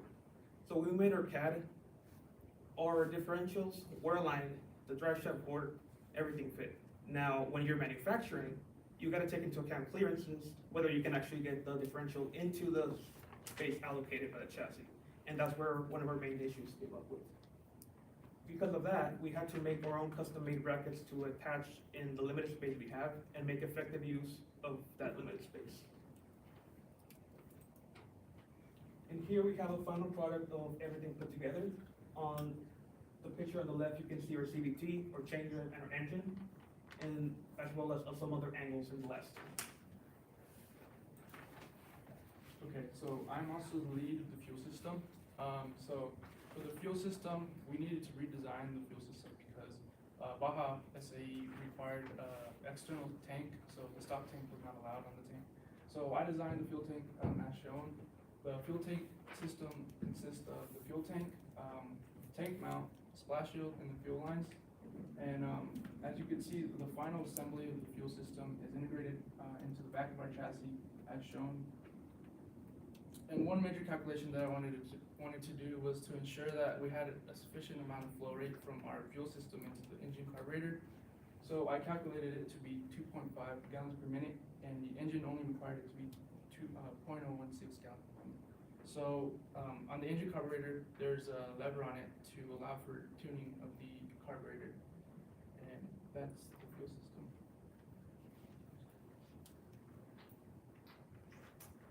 So I'm Bradley Humphreys. I was the suspension lead. My team was Adrian and Austin, and they both helped me with that. So first things first is our suspension, just kind of what it is, why we needed it. So the main point of the suspension is to connect the wheels to the chassis. It's kind of the bridge between the two. But it also makes riding a lot more comfortable. It absorbs a lot of the shock and impact that uneven terrain causes on the chassis and the driver. And it also is for help to maintain traction of the vehicle during events like cornering, to make sure the wheels stay on the ground. So our team, Baja SE doesn't cover anything for chassis. It's kind of for suspension. It's kind of an open book thing. So we came up with our own goals. So the first and most important goal was we wanted to have a suspension that was fully designed, manufactured, and assembled here at Angelo State. The second two were a minimum ride height of 10 inches and a maximum wheel travel of 12 inches. So when we first started researching it and understanding the different suspensions that were out there, we did a little bit of a design matrix, and we decided to go with a fully independent double wishbone suspension, mainly for strength, versatility, and adjustability. And the adjustability was important because it allows for us to tune our suspension for the proper geometry, which is important for maintaining traction on the road and for vehicle stability while driving. So just a kind of overview of what a double wishbone suspension is. Its main components are the front and lower and upper control arms, a knuckle, and the coilover is the shock, the actual part that does the shock absorption and dampening of the system. And then here is an example simulation of things that we did during our design phase to verify that the system, that our parts were going to be effective for what they were going to do. So the original part didn't have the horizontal support. We did a simulation of a horizontal force of 500 pounds, and this blue line indicates where it was fixed. And we first got a safety factor of 0.438. After we added the horizontal supports, we got a new safety factor of 1.971. So it was just one of the things that we did over our iterations to make sure that it was all safe. So then we get to manufacturing. Well, as everyone else has said, manufacturing was the hard part. But for ours, I tried to keep it simple. The first thing was manufacturing the control arms, and they're made out of Schedule 40 tubular mild steel. And we, as the other team did, we bent the pipe to the angles that we needed, and then welded them together, and then welded on rod ends to allow it to attach to the chassis. And then the knuckles, they are plasma cut out of plate steel, and then welded together with TIG welding as well. And then finally, the hardest part probably to produce was this knuckle bearing tube, and the reason was is as they use off-the-shelf components, we had very tight tolerances allowed for the axle that they picked and the wheel assemblies that they picked. So it was not a part that we could find readily, so it had to be CNC machined on a mill, thanks to help from Mr. Gravely. And we finally get to our final product. We were successful in kind of getting it assembled. We welded everything together. All of the shocks got mounted onto it, and as you guys can see outside, it is a full rolling chassis that is, somewhat functional. I mean, things we learned, right? Welding is a really, really slow process. Even like simple stuff just like takes time. It takes, you gotta make adjustments. Like one of the biggest things we had to adjust was the first time we went to mount everything together, the control arms were not the right length. So we had to cut the whole control arm apart and cut it and shorten it before we could weld the nuts back on and get it adjusted correctly. And the one part that we kind of did off the shelf, because most of this was custom made in our shop, was the coilovers, and they were actually donated to us by West Texas Off-Road. It's hard when you're doing a fully custom vehicle to identify the shocks you need. And so unfortunately the shocks we got were not quite the right ones. They're a little too stiff for our vehicle because due to differences in weight estimates. So we'll have to adjust that for future projects. But yeah, so this is the suspension, and I will be handing it off to wheels and tires. So I'm Austin Allison, and I was in charge of brakes and wheels as well as on the suspension team. So some of the main objectives for the brakes and wheels obviously are to ensure that there is safety for the rider, as well as functionality and compliance with the rules of the Baja SAE. Some of the ways we did this were to ensure with the compliance of the rules and the safety, we needed to have independent circuits for our system. This allows for if one circuit were to fail, the other circuit is there for redundancy and allows for safe braking for the driver. We went ahead and went with the front and rear split system, allowing us to split it for the front and the rear, and also allow for the biasing of the brakes, which you need to have more brakes in the front than the rear. For functionality, one of the main issues with picking the brakes was that everything needed to work around this wheel hub, because this wheel hub is for the Yamaha Rhino 660. The wheel hub decides what you can connect to the brake rotor, to the wheel, and the amount of space you have around the entire system. So if we didn't have this spline pattern, we would not be able to transmit power to the wheels. Another way we included the safety of the rider was to ensure that the braking force was enough for the rider to stop all four wheels. This was done using the ideal brake curve I found in the book Brake Design and Safety by the Society of Automotive Engineers. Basically, this force shows that at different coefficients of friction, this is the maximum and this is the minimum. This is the braking force that you need to stop all four wheels in different conditions such as ice, water, or a very sticky road. We found that in the stickiest road, in order to stop the wheels, you need a minimum stopping force of 1,678 newtons. And we calculated in our system that if we apply about a 70-pound force to the brake pedal, that force is then transferred through the master cylinder and the caliper into the rotors and tires through a series of ratios. And we find that our total stopping force is around 5,800 newtons, which is well enough for our safety. We also find that the manufacturing of the brakes is somewhat difficult with the compliance of other parts. As I mentioned, the wheel hub right here needed to connect everything. You can see it connects to the wheel, the tire, there's a wheel spacer in between, here's the rotor. This rotor, however, was the only one that worked with this specific wheel hub, and it ended up being too large for this wheel to fit into. So in order to get around that problem, we had to get a wheel spacer that allowed for adequate spacing between the caliper and the wheel so that the wheels don't scrape on the caliper. You could also solve this problem by getting larger wheels that were heavier, but that would decrease the performance drastically. Okay, and now on for our results. So this is a breakdown of the total vehicle cost. What we projected it to cost in the design semester was around $11,000.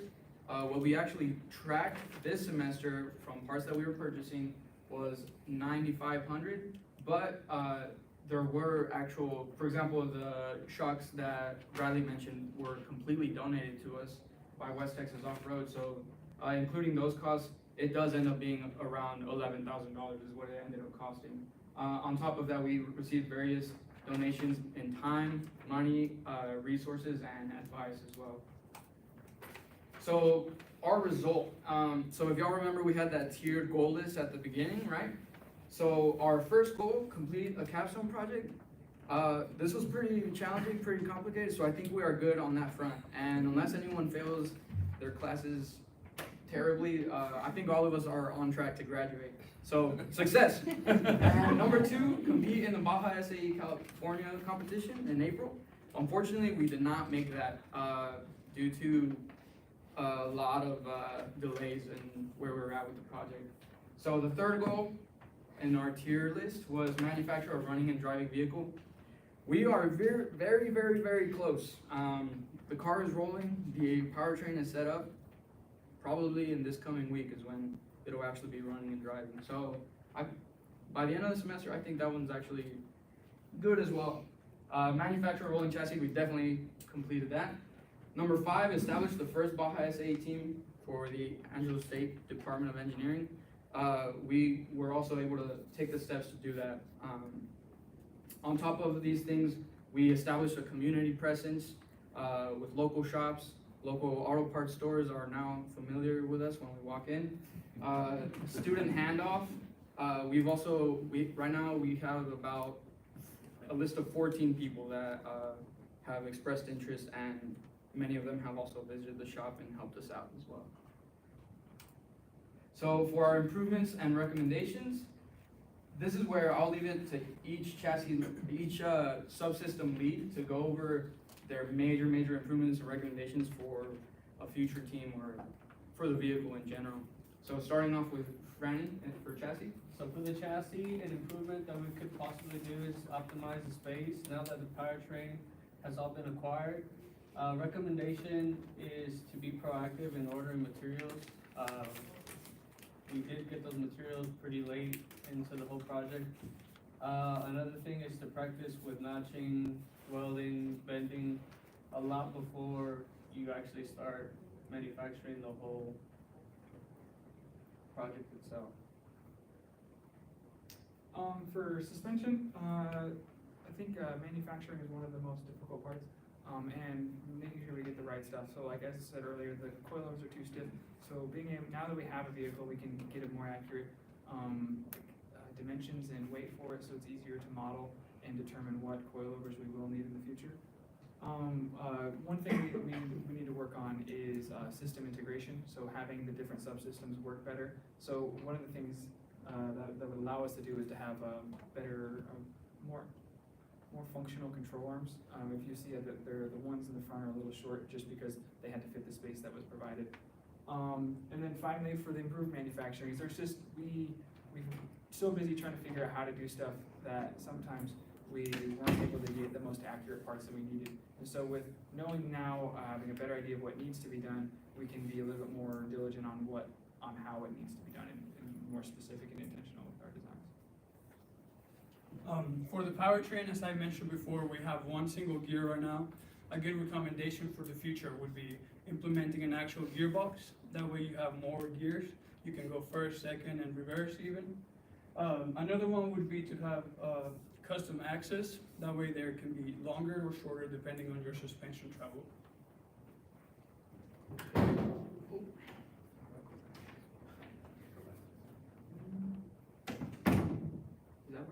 Okay. So for our lessons learned, one of the biggest challenges that we faced was our supply chain issues. For example, the chassis members, it took us about a month and a half into this semester to receive that supply.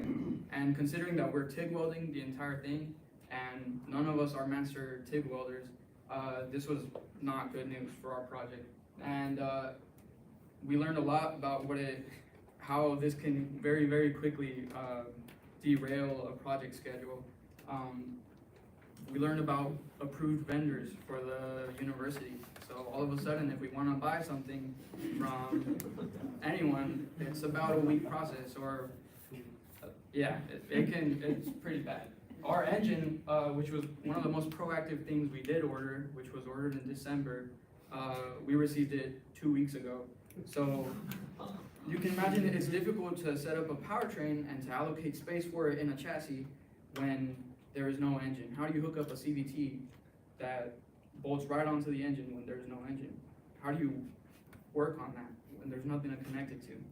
So another challenge is design versus manufacturing. We thought we had the most perfect chassis model. Franny touched on it a little bit. In our design semester, we had, that was our 21st design, and we thought we were good. But it turns out it was very difficult to manufacture. Bending those pipes is very difficult.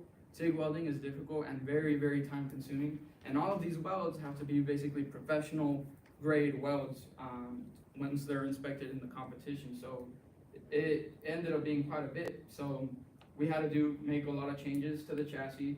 As we're receiving parts, which are coming in late, by the way, we're finding out this is not gonna fit here, this is not gonna fit there. We're gonna have to make this wider, this shorter.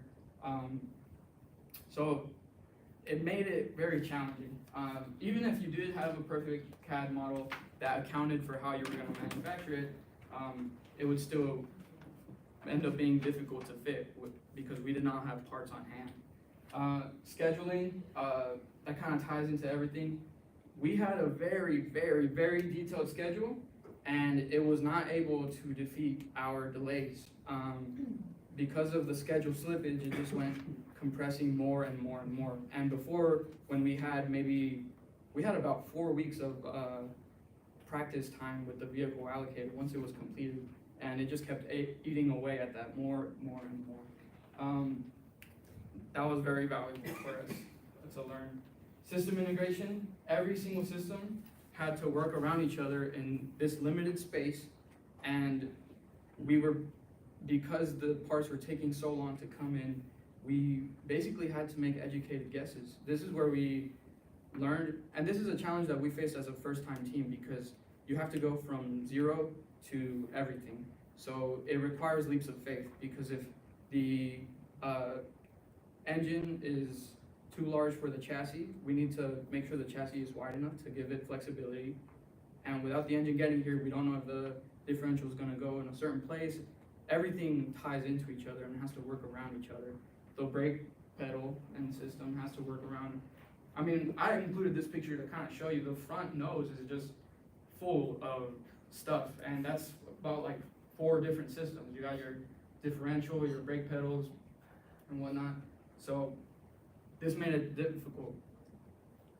One thing I want to add is the chassis team had to, because of this, tack the entire chassis first, because there was a chance that we would have to grind members off and redo them.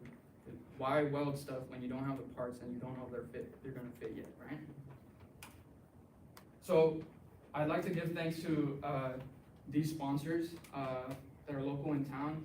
Franny's uncle, DCG, he let us use his shop throughout the project, and it was just extremely helpful having a space. But on top of this, I wanted to give thanks to Dr. Kitch, Dr. Hawk, Dr. Hamidi, Dave for letting us use his work resources as well at the lab.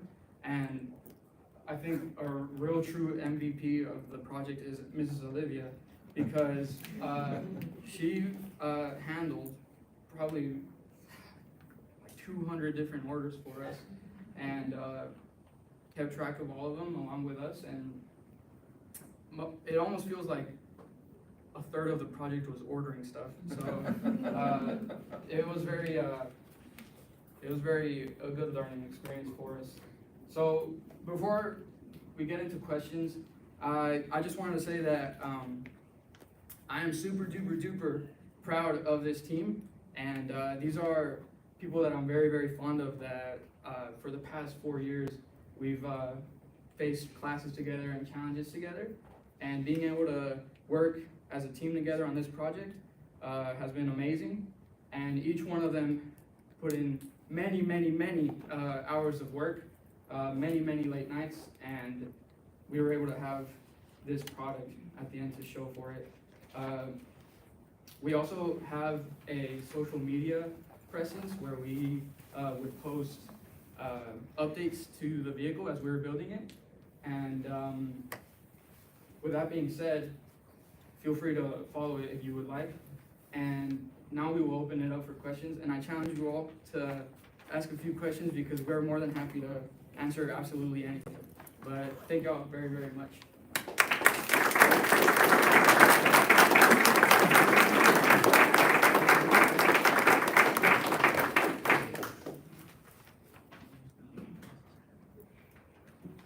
Who would like the first question? Thank you for the presentation, it's very impressive. And I have a question about what degree you need to manufacture and which parts you can purchase.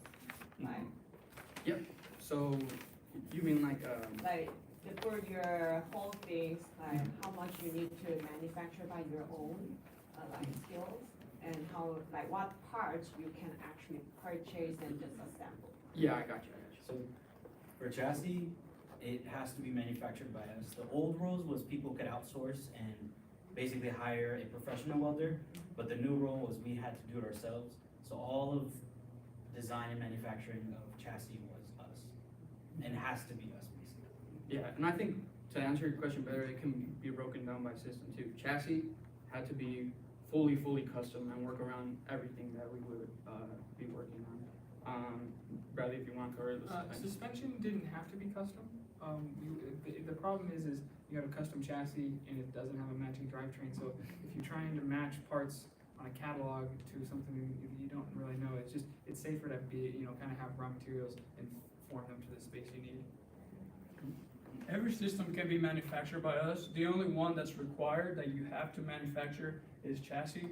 Otherwise, from there you can purchase off the shelf and do it. But yeah, chassis is the only one that's required. But everything else you can buy off the shelf. And there was a lot of systems that, even though we did purchase off the shelf parts, for example, powertrain, we purchased those differentials that go on a Yamaha vehicle, but every single system required some level of custom work of cutting into it, chopping it up. I don't think there's anything on there that stays true to how it comes off the shelf, basically. It was a lot of work. Your suspension, you have, you said that there were no specific goals that they placed. What drove all those decisions that they told me? So the 10-inch of clearance was to, it's Baja SAE is an off-road competition. So it was to be able to clear obstacles like larger rocks. And the wheel travel was meant for kind of some of the more aggressive obstacles that were in the competition, so that they would be able to articulate with the contours of the events. Turning radius? How did you decide what the appropriate turning radius was? Steering was a bit of an afterthought with this project. Originally, it was meant to be in the rear, as the previous project described for Ackerman. It's easier to do Ackerman from the rear, but after we got all the parts together, we realized we didn't have space to put it where we thought we would be able to, and so we had to. It was kind of just fit it where it would go, and there really isn't another option to put it. So turning radius right now is actually not very good, but it's able to be adjusted even from the stated sense. There's a lot of improvement even just with the simple adjustments. Yeah, I think to piggyback off of that, it's worth to note that with a lot of our systems, similar to how we decided to tack weld the chassis first, we had to make sure that there was some level of adjustability. And I think Bradley did a good job considering all of those things in his control arms. I'm not sure if it was super visible, but at the end of each control arm, there are tie rods that can adjust the length and tweak it. And same thing goes for the steering rack assembly. Are you planning to continue until what time?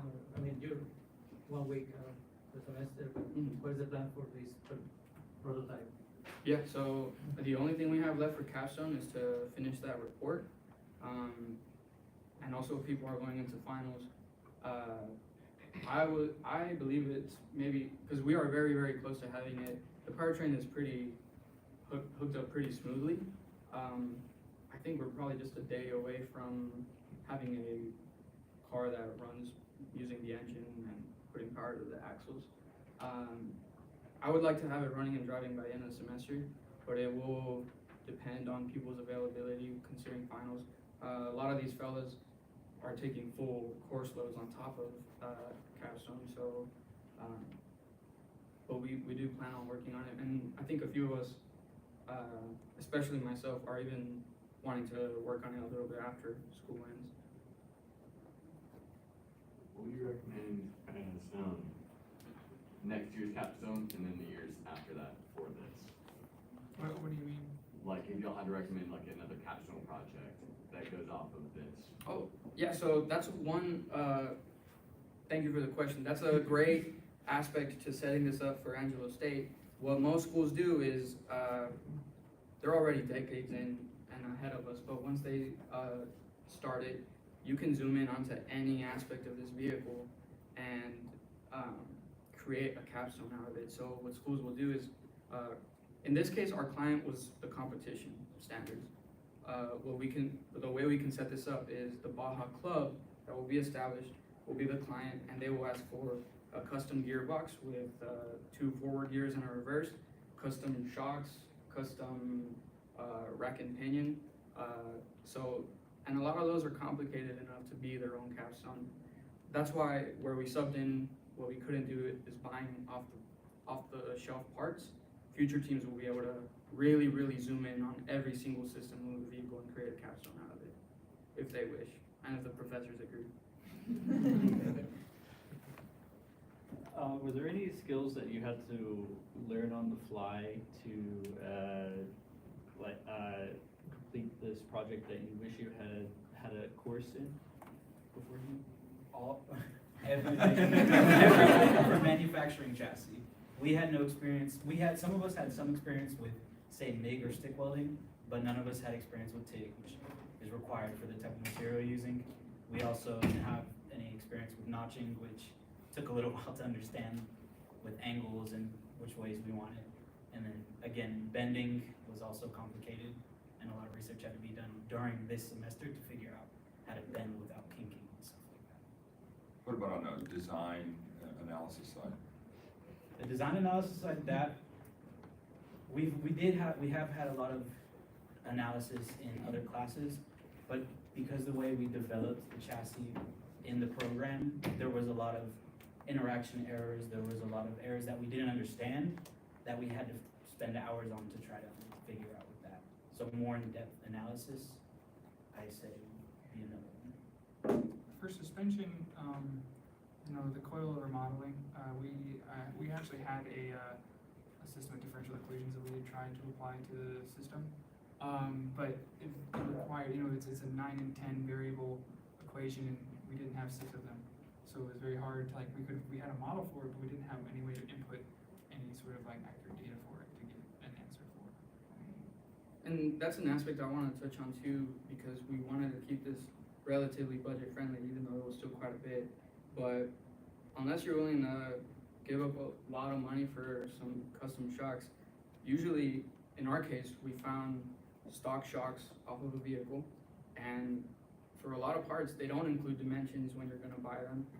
They don't include your spring rate or your length even. Length of shocks is surprisingly difficult to find on websites, if you're buying a product. Because if you're buying shocks for a Polaris Ranger, it's gonna fit your Polaris Ranger, so you don't have to usually worry about that. But in our case, we basically needed a part here to actually measure it. So yeah, almost everything we ordered did not have very many details in the listing. We had to order it first and wait for it to come in to start measuring it and whatnot. How many hours of manufacturing you had into Per person or is it? Way too many. Second job. Second job. Second job? Okay. Did you track hours? We set up Clockify last semester, but it became difficult to stay on top of because sometimes the work was go for 50 minutes, go for 45 minutes, or at home, search up something on your phone on the system. So we tried, but it was quite a bit. And it was Roughly, yeah. like estimate, just. Oh, an estimate? I would say, yeah, definitely at least 100 hours a person. I would say. For chat, for chassis. 50. That's a good estimate. A lot of hours. There's a lot of overhead too. It's like work hours versus, community hours or, setup hours, like that. Like I said, like searching stuff, I mean, it's really hard to, like, do a 10-minute Google search and spend 10 minutes adding that to Clockify, so. And, I mean, it's also difficult too, because most of those hours were, like, 10 hours were us doing something and then realizing it was a mistake and then taking it off. So, yes. You guys have come a long way from when you first presented last semester from when you presented 2 days ago, so you all should be very proud of yourselves. Go get some sleep after this. And my question is, if you could change anything about your, anything about the project from last semester to this semester, what would you change? And getting a new team is not an option. I think because our biggest struggle was with part delays and like receiving them, we still had a lot of. We should have made leaps of faith sooner. We should have just ordered everything that we thought would work and let it come in and work with it instead of still trying to figure out, like, is this gonna work or not? I think proactivity on, like, the ordering aspect of this project could have made us gone a long ways. So I would say probably if I could go back in time, first day of school, like, order everything on that list. I would say stepping out of your comfort zone for sure. Like there's times where you have to work whether you don't want to work, and that's really hard to overcome. That would definitely be the main aspect. Like you're up there at 10, 11 in the night and you're like, man, I gotta finish this, but it's 11 in the night, so you're like, oh, it turns to 12, turns to 1, turns to 2, you're home at 4, it's like, oh man, what the heck, So I think that would be like the main thing. Just trying to like step out of your comfort zone and work on it. One thing kind of like that is, I get, like, none of us can work together, so like individual schedules would probably be very good. Like, I am available at these times, so whenever we're all available, we can go. Because for a lot of stuff, we only need 1 to 2 people, and honestly, when there is 6 of us in there at once, it kind of gets cramped. People are working on the same side, not the same part, but the same side, trying to move around each other, needing other people to move out of the way. So I think individual scheduling is also good to have as well. Yeah, building on that, I'd say just the scheduling we didn't take into account that not all 9 of us can work at once on the same vehicle.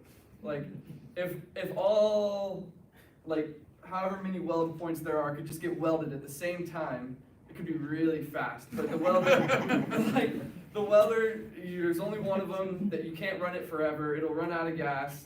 There's other things, and the parts all flow together. So, like, if you're trying to wait for these parts to come in and these parts to come in to put it together, it's very difficult to all work on it together and schedule it as such, because it's like, well, I need to do this and it takes 3 hours, but I can't do this until we spend 17 hours on this. So it's a little bit hard to schedule and more scheduling.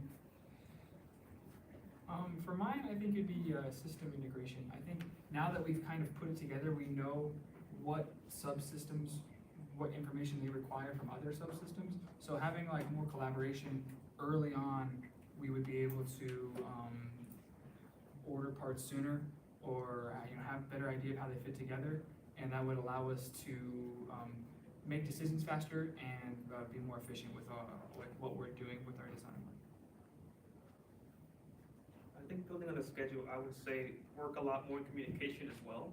Because for example, I know Adrian had a very good schedule and it was maybe accounting for me or another member like working this week. And then we realized, hey, I got an exam. I got like 3 assignments to do this week. I'm not gonna be able to. And the schedule didn't account for that. So then there was an issue of, hey, I need you to work on this week and it's not done because you had other assignments. There was a very hard balance between, like, I know Franny also had a lot of work hours. So it was like balancing work or school work and then the capstone stuff. So, and then with the delays, that just made it a lot worse. I said this to the previous group, and I'll repeat it for you, is that the supply chain logistics issues that you ran into, I've worked for a whole bunch of different organizations, right? And the supply chain and issues that you ran into, the delays, the requirements to validate vendors, all that stuff, are absolutely normal. You may think ASU is like the hardest place to order anything, but I guarantee you it's very normal, right? And so I think that the lessons you've learned about that, about, pre-identifying vendors that you know that you aren't gonna have to do 12 hours worth of paperwork just to get the one part that you need. Or the trade-offs that you make where, yeah, that's the part we want, but I can get it from this vendor today, so we're ordering the other one. That's all normal, so I think that's a great lesson that you all have learned from this, and don't sit and whine about it, because you're gonna see the same thing for the rest of your careers. I know y'all just recently got the engine. I was curious about what the final weight of the cart was and what, if there was a requirement in the SAE for that. So we're gonna actually take it to someone we know to get it weighed. If we had a guess right now, it's around like 600 pounds. It's light enough that I can lift up one side and move it by myself, so it's not.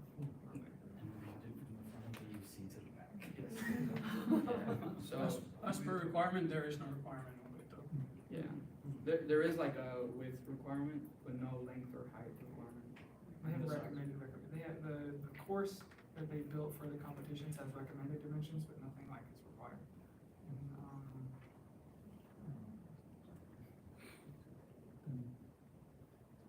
So I have a multi-part question.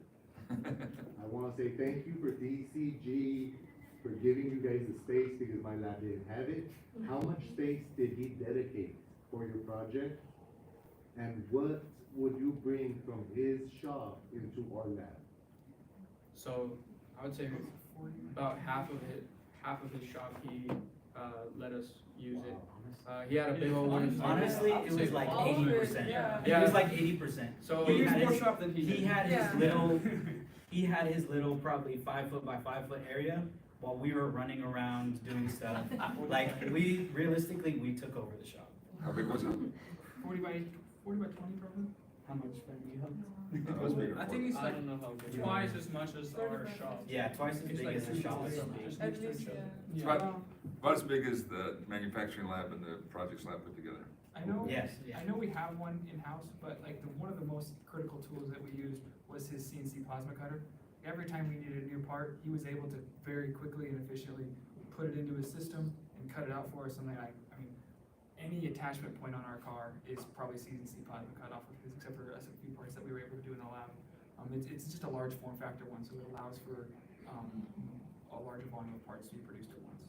And everything. You don't have any you didn't cut any big parts. The biggest one is the firewall. That is probably one of the things that I think we would not be able to make here, because that is a very large plasma cutter that he has over there. The space was the most valuable aspect to it. The space. Us being pretty much open. Yeah. Compared to having, because there was Steel Bridge, there was NASA, Yep. and us at one point. So 3 teams with 2 of them having almost 10 people made it very hard to collaborate and work together. And we have no time constraints, we could be there anytime that we wanted. Yeah, that's a big one, right? Regularly there till 2 or 3 in the morning. Yeah, we wouldn't let you work at 2 in the morning. Yeah. And probably like an underrated tool of all this is that wooden table he has, like, we made the whole car on that thing. And that wooden table has helped us out a lot. What about machine? How big was the wooden table? Longer and wider than the car minus the control arms. So you were able. 4x12. It was wide enough to put the whole chassis on it, and like there was no overhangs. So it's like a sheet of plywood, 4x8, more or less. Longer, a little longer, yeah, pretty close. Can you guys give a tour to David? He wants to go see. I'll go shake his hand and sound thank you to him. Sounds good. What kind of a bender did you guys use? Hydraulic, yeah, so it's a lot of pumping. Oh, a hand hydraulic, a lot of pumping It's to a get bottle jack everything. with a curve piece and two round, like, Yeah. Rollers. That one, I think we got it from Harbor Freight, and I think it was pretty difficult to use at times, and I think there was instances where, like, it would kink a member too much. So I mean, Or just our errors where we bent it too much, too quick, and we had to get a new member. just start over. Yeah. So I got a question. We ordered the fire suit, the helmet, the goggles. Who's gonna be the driver of y'all would have gone to competition? who was gonna be the driver? We were waiting to basically, at one point we were talking about racing for it. But it'd probably benefit from a lighter driver, but I mean, We hadn't decided yet. we basically said, let's get this thing going and then we'll see who fits into that racing team. So you didn't have to fight about it. So one of the advantages of not quite getting it. Yeah. You didn't have to fight about it.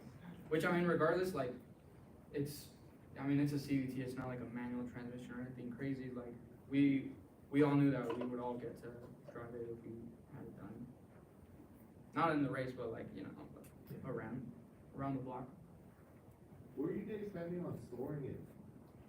Yeah, we were thinking about that. We're graduating. I think, well, we wanna, get it painted because it's not like sealed or anything. That way it can stay outside and probably covered with a tarp, at the lab, like outside. But definitely, I think space is something that we gotta like talk about. Yeah. Because it can definitely be a limiting factor. Yeah. If especially like this year at ASU, we hosted the Civil Engineering Symposium, and there was a lot of people in that lab. On top of those huge projects that were going on, we even had like individual student projects. So yeah, that's something that we're gonna talk about for sure to try and figure out.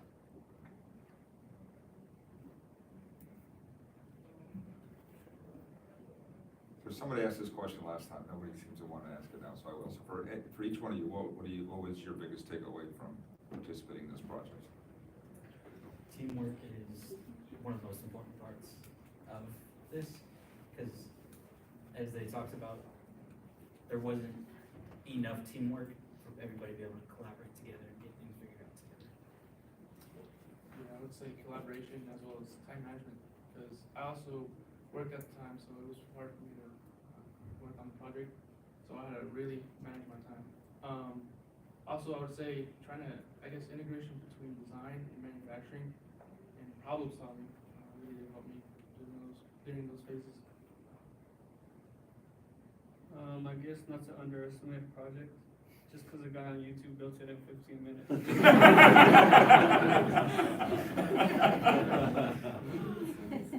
Yeah, my biggest takeaway is just the real world sucks. There's a lot of things you got to do anything. Like, I'll bring back the supply chain thing. Like, we were just like, oh yeah, let's get this and this and this and this. You can't just do that. You got to talk to 2 other people and then wait for them to do the paperwork and all of that. So definitely, like, that would be my biggest takeaway, working with other people as well that are in the same work ethic issue. So it's just hard to like get around people in different mindsets and all of that stuff. So that definitely would be.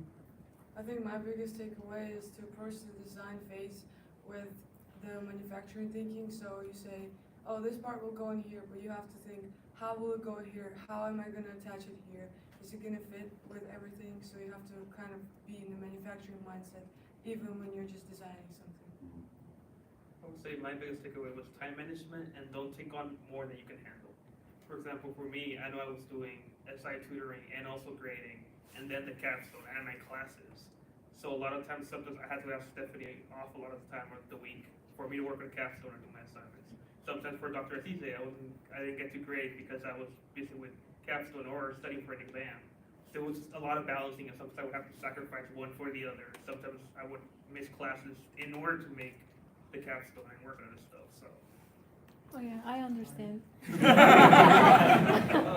I would say the biggest thing that I learned was that failure through your planning is 100% going to happen, and it's not about the fact that you're failing, it's more about how willing you are to be like, well crap, this didn't work, how are we going to solve this problem, how are we going to get around this, how are we going to fix this failure and try and get through this, even though it's like, the first plan didn't work, second plan didn't work, third plan didn't work, gotta just keep making new plans, gotta keep changing. Yeah, yeah, I think all of those are, I agree with every single one of those. I got a lot of perspective into, I think, you know, when you work at jobs and stuff, you always hear like a culture of work, and I definitely see how that is important now, whereas before I used to think it was like, you know, just something that is said, but it's I think when Elliot and I had this dream, we envisioned, you know, everyone like just being like, yeah, like what can we do? Like, okay, I have free time, I'm gonna go to the car, and but we forgot to account that people have a lot of classes and a lot of other obligations as well, and you can't expect your own drive to be like reflected by everyone else as well, you know? But overall, I think it was still like an amazing like output that we final product that we got, and I'm still like super duper proud of it. I think one of my biggest takeaways is an appreciation for the difference between an engineer and your technicians, and why they're so important, because as an engineer, I don't necessarily have to be an expert TIG welder, and if we had an expert TIG welder, it might have been a lot easier for us to do this stuff. And you know, this is something that's been kind of hard, because you know, you go into engineering envisioning that you're all going to build all these cool projects and build robots and spaceships and stuff, and you realize that engineers, they have a role, and you know, fitting into that role isn't necessarily what you thought it was when you started school. I would really like to commend you on everything you've accomplished in this. It's amazing. When you guys started the beginning of last 2 semesters ago, you were going to go to California. I've never been involved with a Baja team, but I've been at plenty of universities that had it, and you know, it's not hard to figure out how much work that is. I didn't say this because I didn't want to, like, you know, rain on your parade, but it's like, there's no freaking way they gotta get from scratch, get one built and get there. And the fact that you have a rolling vehicle with a powertrain that's in it, and it's got, I don't know, 48 hours more worth of work that you need to get it running is amazing. And I think even more exciting for me is the comments that you all just made about the lessons you learned. There's a bunch of those lessons that, you know, I didn't learn until years after I started working. So I commend you all for the time you put into this. Don't forget any of those lessons, because they're going to serve you extremely well in your careers, and congratulations on a job well done.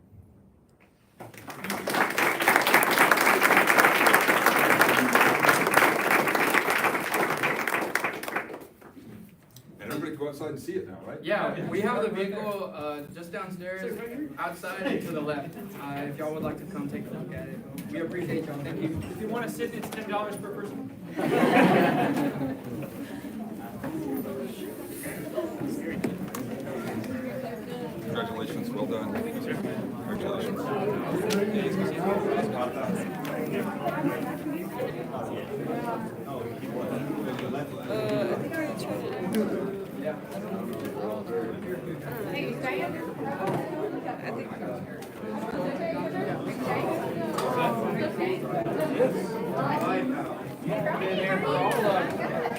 Bring me cookies? No, my old I'm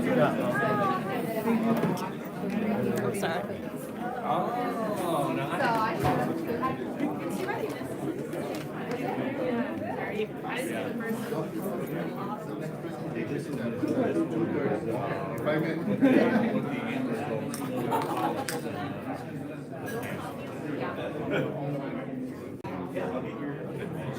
Thank you.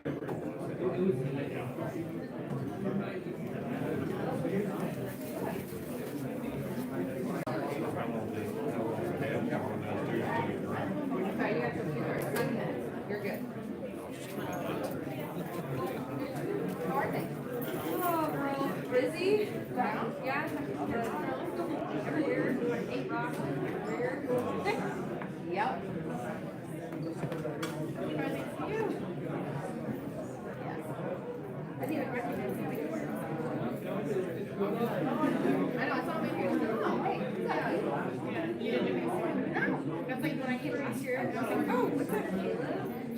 Was it busy here? No. I got a message from John Raymond, my inspector. He's like, I guess he's in Corey's class. And so he's like, is that Big John? He's like, what about that?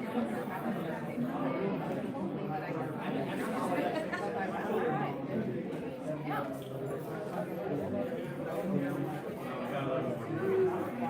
How's the President's Day going? Yeah. All the time. Which I mean, like, it's fine, I think.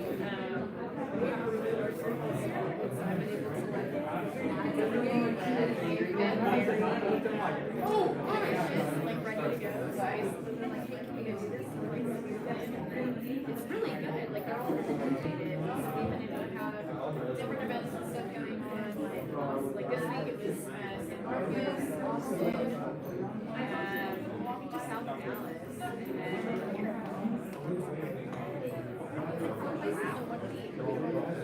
We have 4 different things in like every other month, so it's been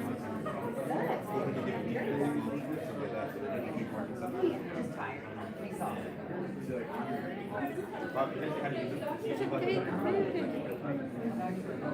Pretty good. So good. It does look good. I know. Maybe at the end. Yeah.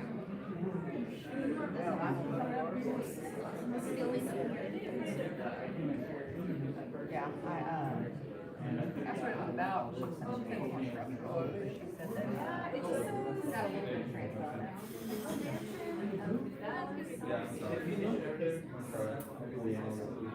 Bro, hey Carter, how are you? No, I saw you in the, I'm in my quarter.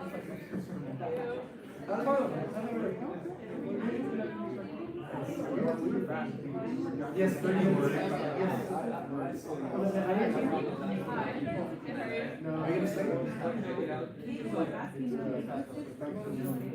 you from Resalvation? I am from Resalvation. You look very familiar. I remember Yeah. I was in this, One of our tours that we did? one of our intro. Awesome. Cool. How many, when did you do it? I do it every year, so I'm trying to like, I only see y'all when y'all are freshmen and then how are you? Good to see you.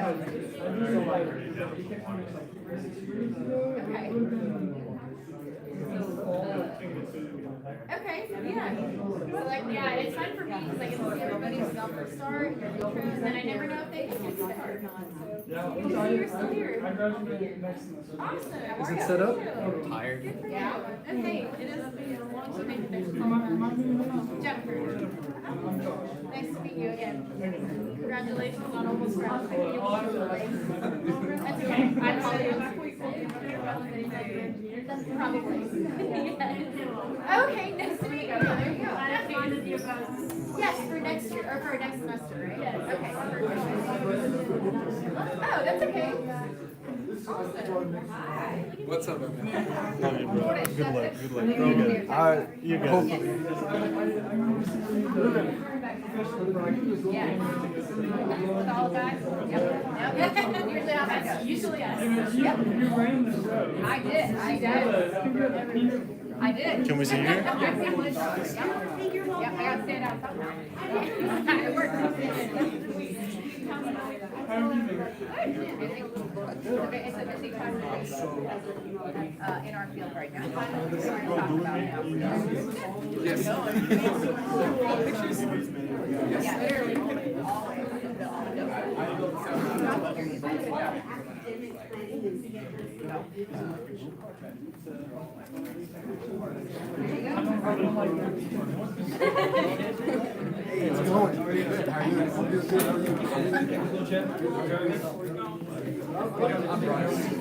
What's up, Archie? I got a project for you. Is this the tech stop working on the tire now? This is, I'm off. You're off today? Yeah. Where do you want to see my boss, man? Boss man. Yeah, he's here.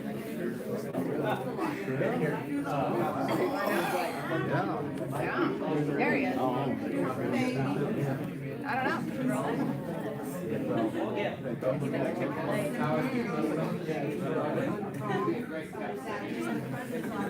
Hi, behind the camera. I printed some out yesterday. Thank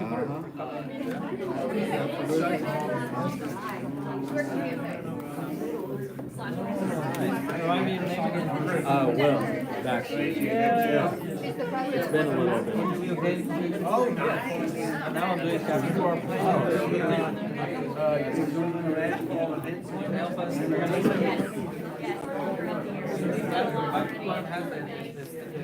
What's up, Dad?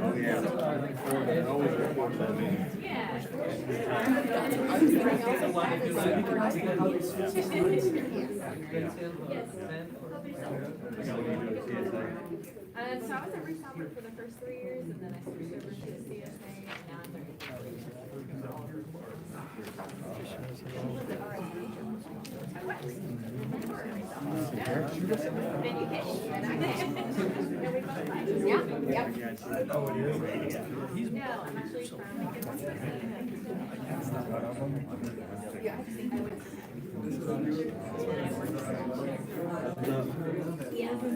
You're getting better at that. Thank you. Yes. I have a pen. I stole one from you. You want to cook?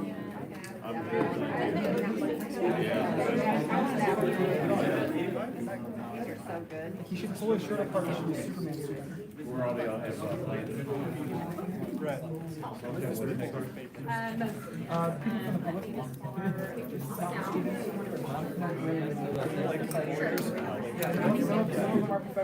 Oh, yes.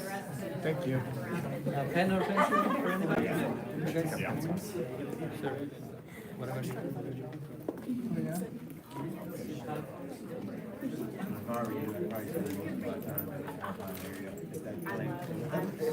Corey, you know.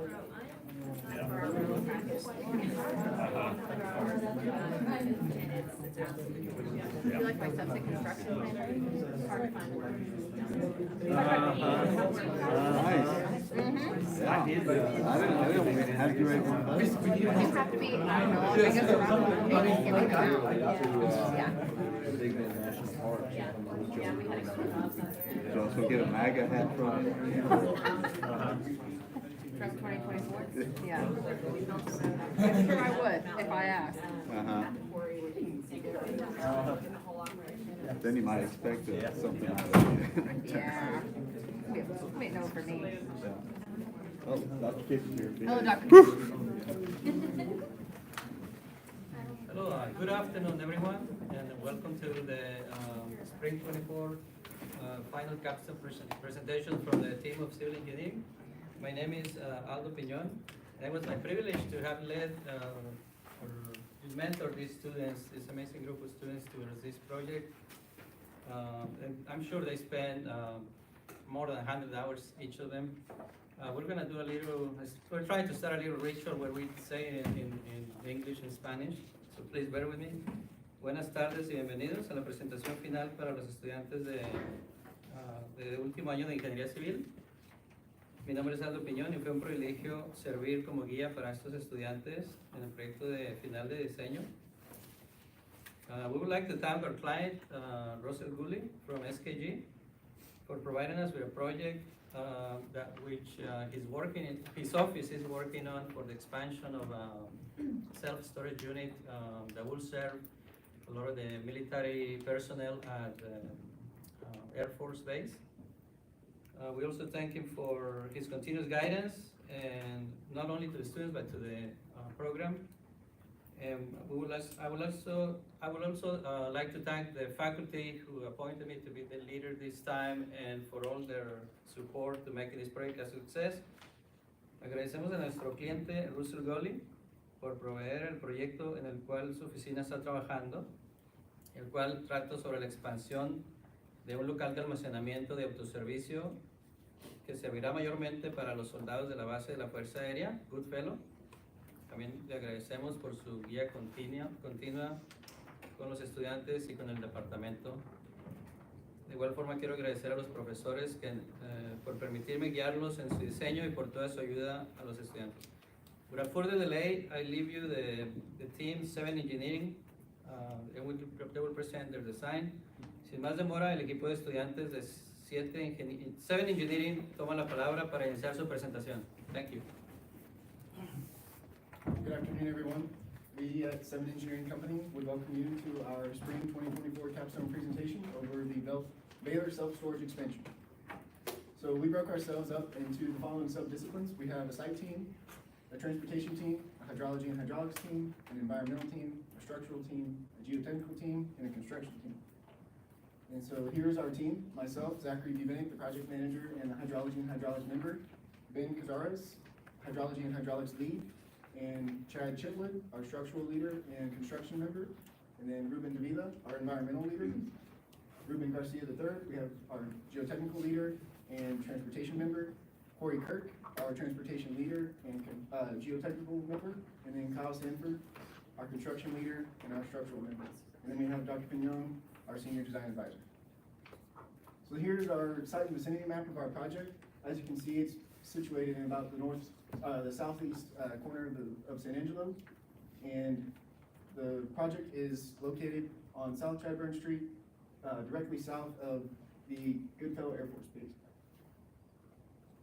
As our client, Russell Gully of SKG Engineering, has requested, the Baylor Self-Storage Expansion consists of 2 climate-controlled storage buildings. This includes the structural design of the buildings and the foundation design of the buildings, as well as the layout of the site. We needed a stormwater plan with a detention pond, fire lanes that meet international fire code, and the following storage units: 56 5-foot by 10-foot units, 66 10-foot by 10-foot units, 84 10-foot by 15-foot units, and 24 20-foot by 10-foot units. And then we also were asked to develop a master site plan for the site. And here's our proposed design. Here we have South Chadburn Street on the entrance, and then we have our 3 existing buildings and the existing concrete. And we have our proposed building 1, proposed building 2, the fire lanes, the detention pond with our weir in this northwest corner, and then our future building 1, 2, and 3, and the appropriate fire lanes. We also have our proposed fire hydrants here, and electrical components as well. And I'll pass it to Corey Kirk to talk about transportation. Hi, I'm Corey Kirk, and this is Ruben Garcia, we're part of the transportation team.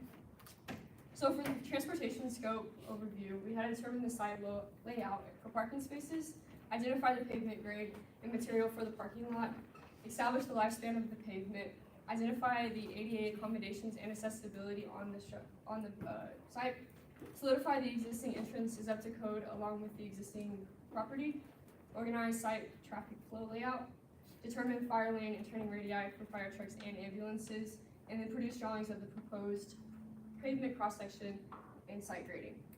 So our existing conditions. So the entrance is off South Chadburn Street. Drainage flows to the lowest point on the property, which is the northwest corner. The highest point is the southeast corner. Pavement grading is required for the drainage, and the existing shed will need to be removed for the new placement of the pavement in the building. So our design standards, we use COSTA design standards for the fire lane codes, ACI codes, ADA regulations for the slope of the pavement and parking accessibility. Our design specifications, the entrance and the interior roads need to comply with ADA and fire codes. Parking is needed and ADA accessible. The pavement slope needs to apply with the ADA and be adequate for the drainage purposes. And these are some of the design specifications that we used. So for the parking configuration, the team decided that parallel parking would be the best fit on the property.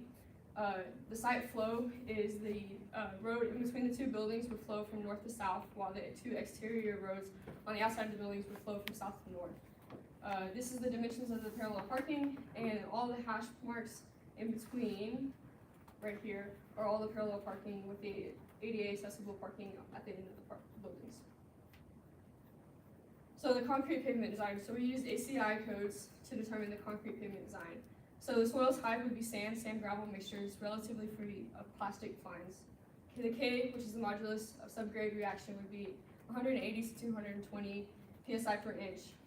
The subbase material would be granular, aggregate subbase. The subbase thickness would be 6 inches. The traffic category, which is B, would be parking area for trucks, and then service lanes. The pavement thickness with no dowels would be 4 inches, and the joint spacing cannot exceed 12.5 feet.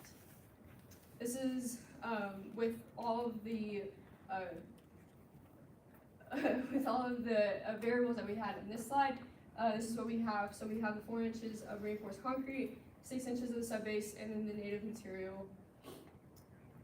And so for our final drawings, this is a proposed cross-section with our two buildings, building 1 and 2. We're looking at this from the south side to the north side, and we have a 1% slope from west to east and east to west, meeting in the middle of the pavement. And so our buildings also have a 2-foot drop in the center of the buildings, and so for drainage purposes, we flow outside of the buildings, and so we, from the center line, we have flowing from south to north, and then from south or north to south to drain away from the buildings. And then I will pass it to the hybrid team.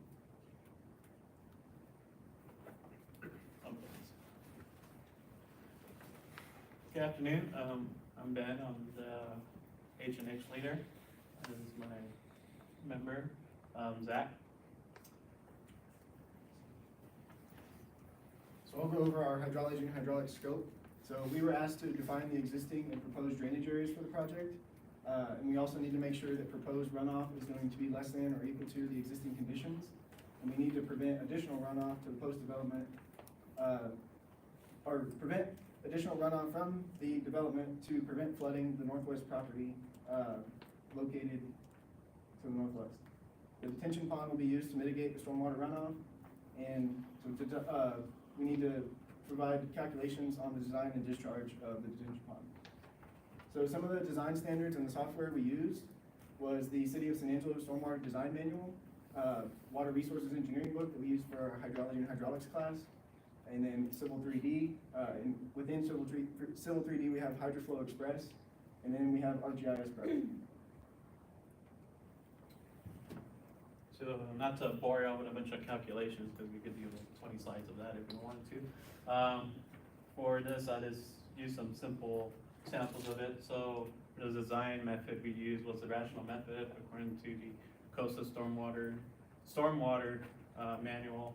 If we are under 200 acres, which we are at 5.2, we have to use a rational method. And if you haven't taken Dr. Pignon's class in H&H, we know that Q equals CIA. Here we have our Q equaling the discharge in cubic feet per second. C is the runoff coefficient, which is stated in the COSA Stormwater Manual. I is your rain intensity, which is also a formula of itself on this top one right there. A is your drainage area in acres. In your detention pond method, you use the modified rational method, and the best definition I could use find for that is that it's a rational method on a different level, which I guess that works for it. So here is an example of our drainage area calculations, which C, B, D, and E are constants out of the stormwater manual. Our time of concentration is also another big contributor to this, which we found, according to the COSA Stormwater Manual, we have to prepare for a 2-year and a 100-year storm. And from there, we can get our Q peaks of 9.4, which is an example from the drainage area 3E. From here, we also go into our rational method. our proposed routing also has some constants, the same as the earlier rational method, getting a QP of 33.95. And then from there, you do your time of concentration calculations and your volume calculations, which our 100-year storm had a volume of our detention pond that we needed for this pond for a 100-year storm at 0.654. When with our drainage, our hours to drain this pond was going to be within an hour. Here's our 3 drainage areas that we have on site. D1 and D2 is the property that's already development. Our biggest drainage area was DA3A, which is this big property right here coming out of off-site into our property boundary right here. So this was the biggest contributor to this detention pond that we were designing. And our DA3E, we got an area of 6.24 acres. Here from the rational method, we got our DA3 at 9.4 CFS for our 100-year storm, contributing most to this big old flow line of water coming into our property, which this site right here is the area where all this water is going towards. So laying out our proposed drainage areas, we use the building high point in the center as a drainage divide, and we also use the 2-foot step in the middle of each building as another drainage divide. And so from this point, the drainage from the site is going to be flowing from south to north, and then from this point, it'll be flowing from north to south. And then the water will be routed through the front here to this, to the gap in the retaining wall, and then around the back to the back of the retaining wall.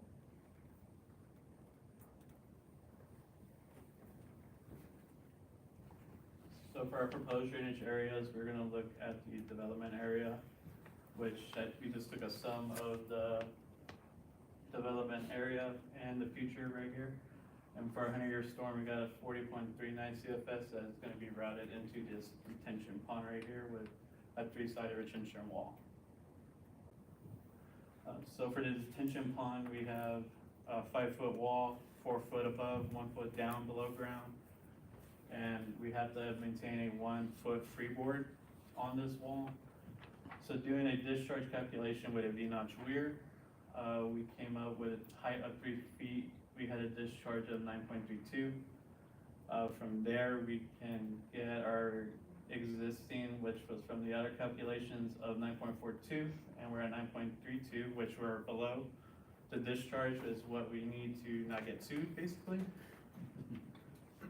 And then from there, we have our discharge storage. From here, we can get 0.65 at a elevation of 1878 on the wall. And we still have that foot of freeboard right here. And our proposed storage was at 0.654 from the modified rational method, so we are a little bit above it, so that's good. Here shows the contours of how the grading is of the pond, starting at 1875 and going all the way up to 1879. This is just a demonstration of the 27-degree weir for a 100-year storm. We have it up to 3 feet right here with a foot of freeboard. And the retention wall will be covered a little bit more in detail by the geotech team. And I'll hand it off to environmental. Hello, I'm Ruben, I'm the environmental leader, and we're gonna go over the environmental aspect of this project. So for our scope, the environmental team focused a lot of the impact that the construction process was gonna affect the neighboring communities and the environment itself in the site. We went over the permits required for all this construction, the stormwater pollution prevention plan, which also is known as SWIP. And we made sure to follow all of San Angelo, City of San Angelo and state regulations for this project. So the permits required for this project, as you can see here, these are general construction, commercial construction requirements for the City of San Angelo. And on the bottom, we have the state permits required for the commencement of this construction. The stormwater, the SWEP, is a really, really, really important, document that, any sort of commercial construction needs. It, goes into detail about the, pollutants that will happen in the construction phase, you know, the best management practices or BMPs. And it also goes over the project schedule, and how we're gonna mitigate all the pollution sources. It is required by the TCEQ, which is the permit required by the state of Texas. So it's very important to make sure that we have the SWEP, document. So for our best management practices, we went with, silt fencing, which is a really important one for the size of our construction. Since it's, not a huge construction, but it's not small. We went with silt fencing to mitigate the erosion and the stormwater, pollution. Next, we went with the concrete washout containers for the beginning of our construction process, and foundation. That's where the, concrete trucks will come and make sure that they're not spilling any, sort of concrete slurry in the site. And next, we went with the waste containers, which is just for miscellaneous, waste that subcontractors or the construction process will generate throughout the project. To continue on the BMPs, weir will have riprap, which, will stop any suspended soils that will be in the detention pond, suspended waste, sorry, that will be in the, weir. And vegetation buffer is a really big one, because we were deciding whether we should start growing vegetation, but it would take too long in the project. So the existing vegetation is actually perfect to stop all the pollutants from getting out into the neighboring communities and, the environment around the construction site. So vegetation really, really worked out for us in this project. The pollution sources is what you would see in any sort of commercial construction, which, we start with the sediment and concrete, which is for the foundation mostly.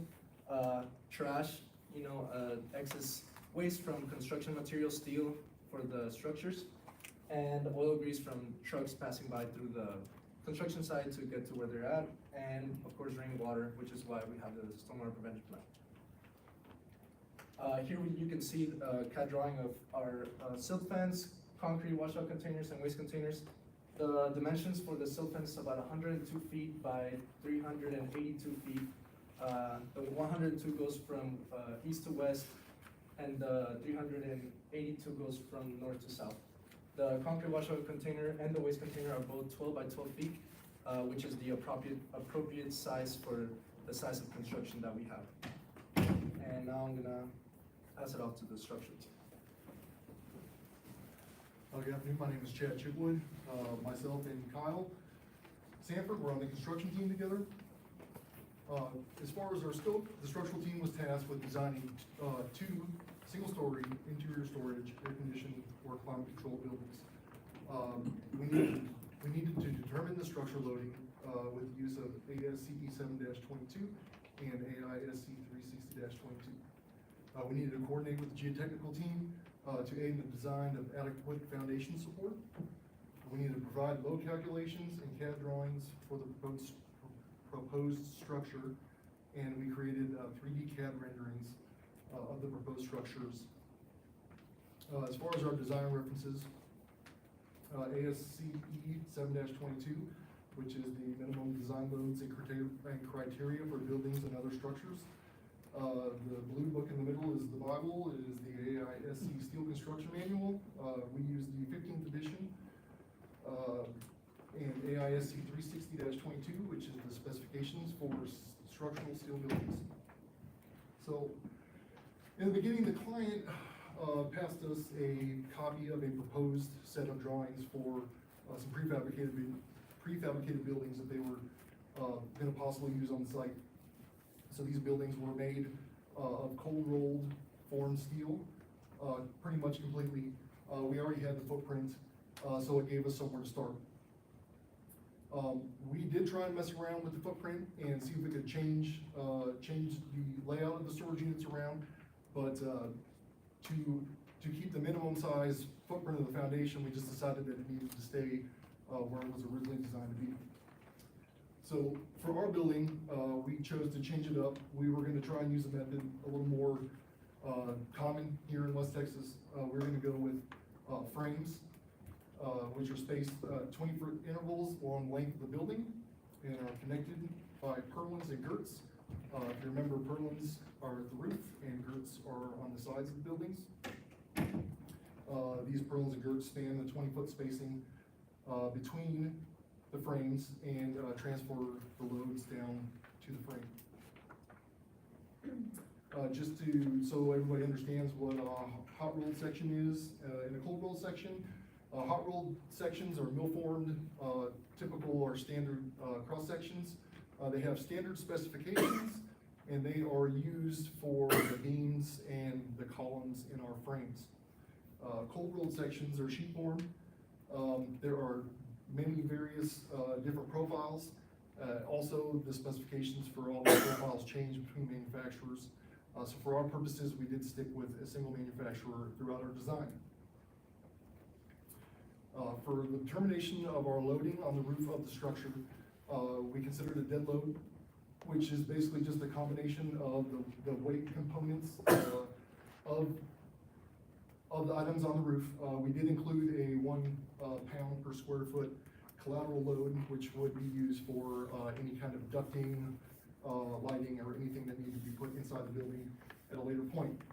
Our roof live load was taken from table 4.4-1. The basic wind speed, snow load, and rain were originally taken from the drawings that were given to us by the client. They were confirmed with the use of with the tables and maps in the ASCE 7-22. So for our load combinations, we have our 7 standard load combinations. Each combination needs to be calculated and weighted. The winner of our combinations is obviously going to be the highest one. There can only be one winner. Typically, load combination 2A controls the design, and it did for us at a 38 pound per square foot load on the roof. So in purlin selection, we knew that the purlin was going to span 20 feet.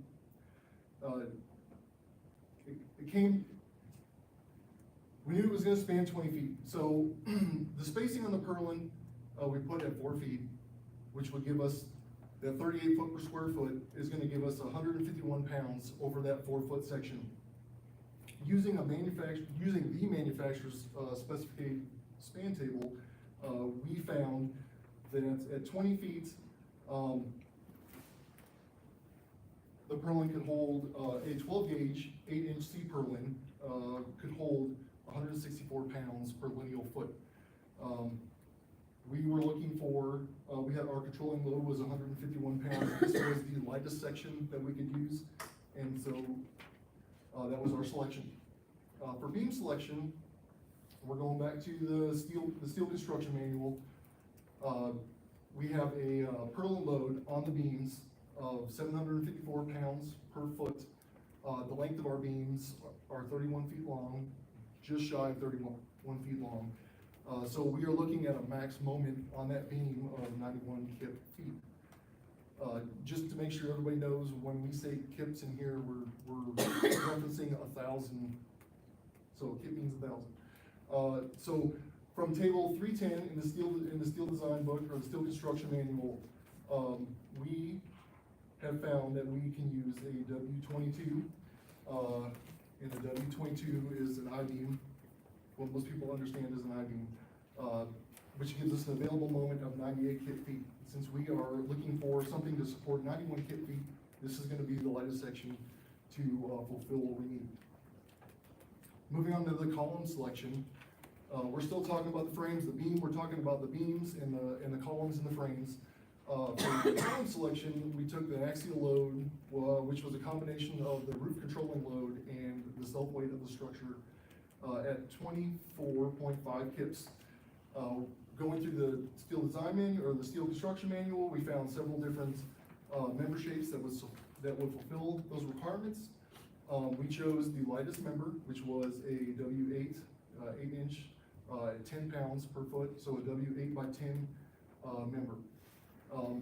Just to make it clear, these members are supported laterally every 4 feet, which gives us a higher max available uniform load and available moment. To determine the effects of the wind on our structure, we use the envelope procedure from ASCE 7-22. We found that the maximum external pressure occurred on the roof. It was 21.82 pounds per square foot. We needed this number to find the maximum uplift force for the foundation connection, and we were also looking for the base shear and the shears so that we could design for that and pass that off to the geotech team for foundation construction, for foundation design. So for the foundation connection, we have an uplift. We're looking for our uplift of the foundation is the pressure times the area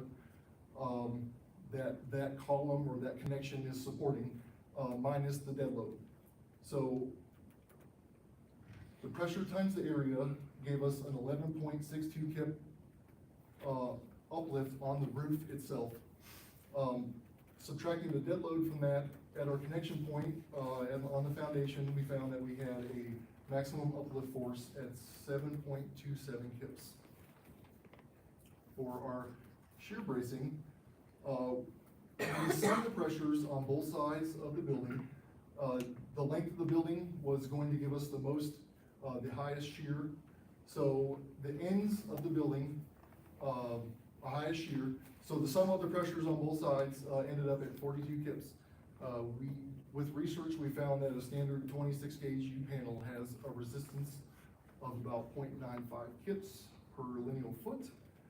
Most of those sheets are about 3 feet long. The ends of our building are 60 feet long, which gives us a total shear resistance of 57.2 kips. So it was decided that no additional shear bracing would be needed in this structure. And this information was also passed on to the geotechnical team.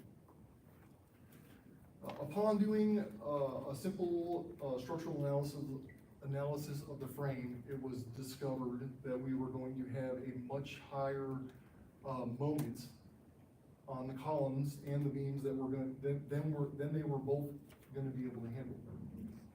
So the decision was made to add a third column of the same size to the center of each frame throughout the building. And that would bring these moments down to levels which these selections could handle.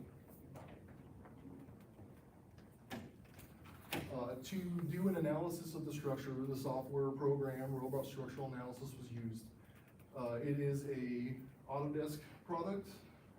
Revit was used to actually build the model. The two softwares are from the same company and they are built to work together. So from Revit, we could take our actual constructed model and turn it into an analytical model and send it back and forth between the two programs to make sure that we had everything together correctly. And then we could then run a computer-based load analysis on it. For that analysis, we use our 7 LRFD load combinations along with the wind analysis. There is a wind analysis program that is built into the software, so it was different than the analysis that we did earlier. And from this picture, you can see we have a maximum bending moment. It occurs on the beams on the roof, or on the rafter beams, of 73.99 kips. And we were looking for that beam itself could handle, had an available moment of 98 kip feet. So here is just a Revit model of our structure, or both structures. On the left-hand side, you see the units. We mentioned those earlier. All those units fit into these two buildings. And that's it. Thank you. We will pass it off to the geotechnical team. So my name is Rover Garcia. I am the geotechnical lead, and I'm Corey Kirk, who is a geotechnical member. So straight to the point, we gotta first figure out the scope of work. First, we gotta perform a field examination on the site, gather and review board logs and soil results, review any previous development on site or near it, evaluate any existing or previous water tables, research the site geography history, identify the site soils and properties to be used for the foundation design, determining any necessary elevation rise or declinations, collaborate with the structural team to design the foundation and create drawings and perform calculations for the proposed foundation. So for our design references, we use SKG's engineering soil analysis report. We also use foundation design principles of practice made from our head of department, Dr. Kitch, and some others. We use Revit 2023 and AutoCAD 2023. So for some tables that we took out from our foundation design book, we use table 27.5 and table 27.6, which is pretty much defining our swelling potential for our soils. You know, we don't want our ability to collapse or have any failures with that, so we gotta make sure our swelling potential is low and medium to make sure there's any uneven settlement. So with the full breakdown, we have for our eastern building, which is to the building on the right, we have bore 1, bore 9, bore 2, bore 10, and bore 3.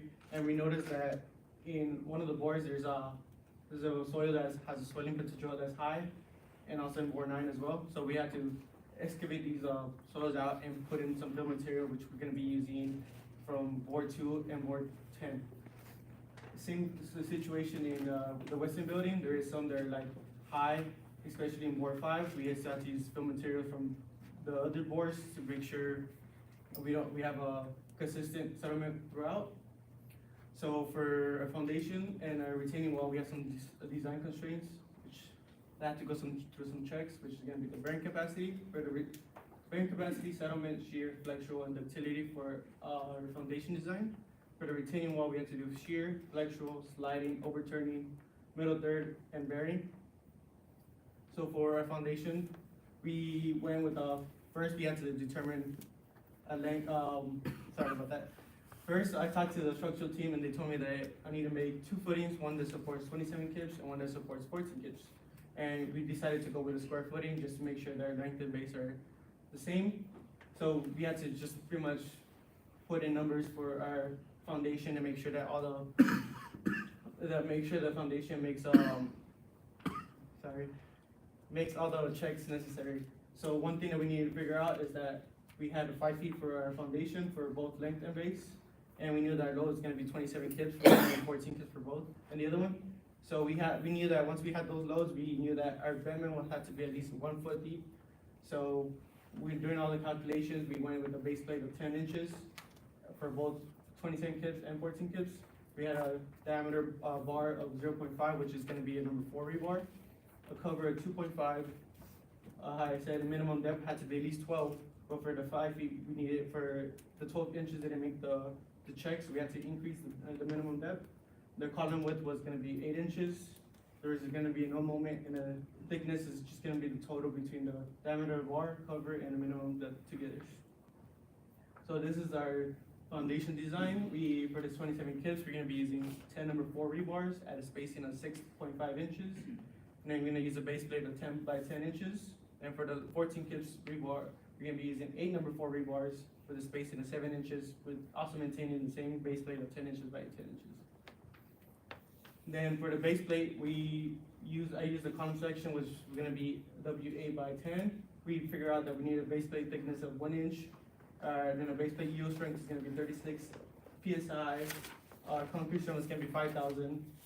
And for the base and the length, since we're going to be using on the 5 foot, we have to convert that into inches. Then for the base length and width, we maintain 10 by 10. Then for that, we're going to anchor it down. We need to get the properties for our anchor rods. We figure out that we need a grade 36 for our anchor rods at a diameter of 5/8. The minimum anchor edge distance had to be 0.875 from the corner of the base plate. And then the minimum embedment depth was going to be 7.5 inches. So once we had that, we could finally go into the retaining wall. After talking to the hydro team, they told me that the stem height only had to be 4 inches with an embedment of 1 inch. So once I already had those that variable, I could use the equations to the right in the diagram. So we knew that our minimum thickness for a stem was going to be 8 inches. So we first put that in, then we figure out that our base had to be between the range of 0.5 times the stem height or the stem height.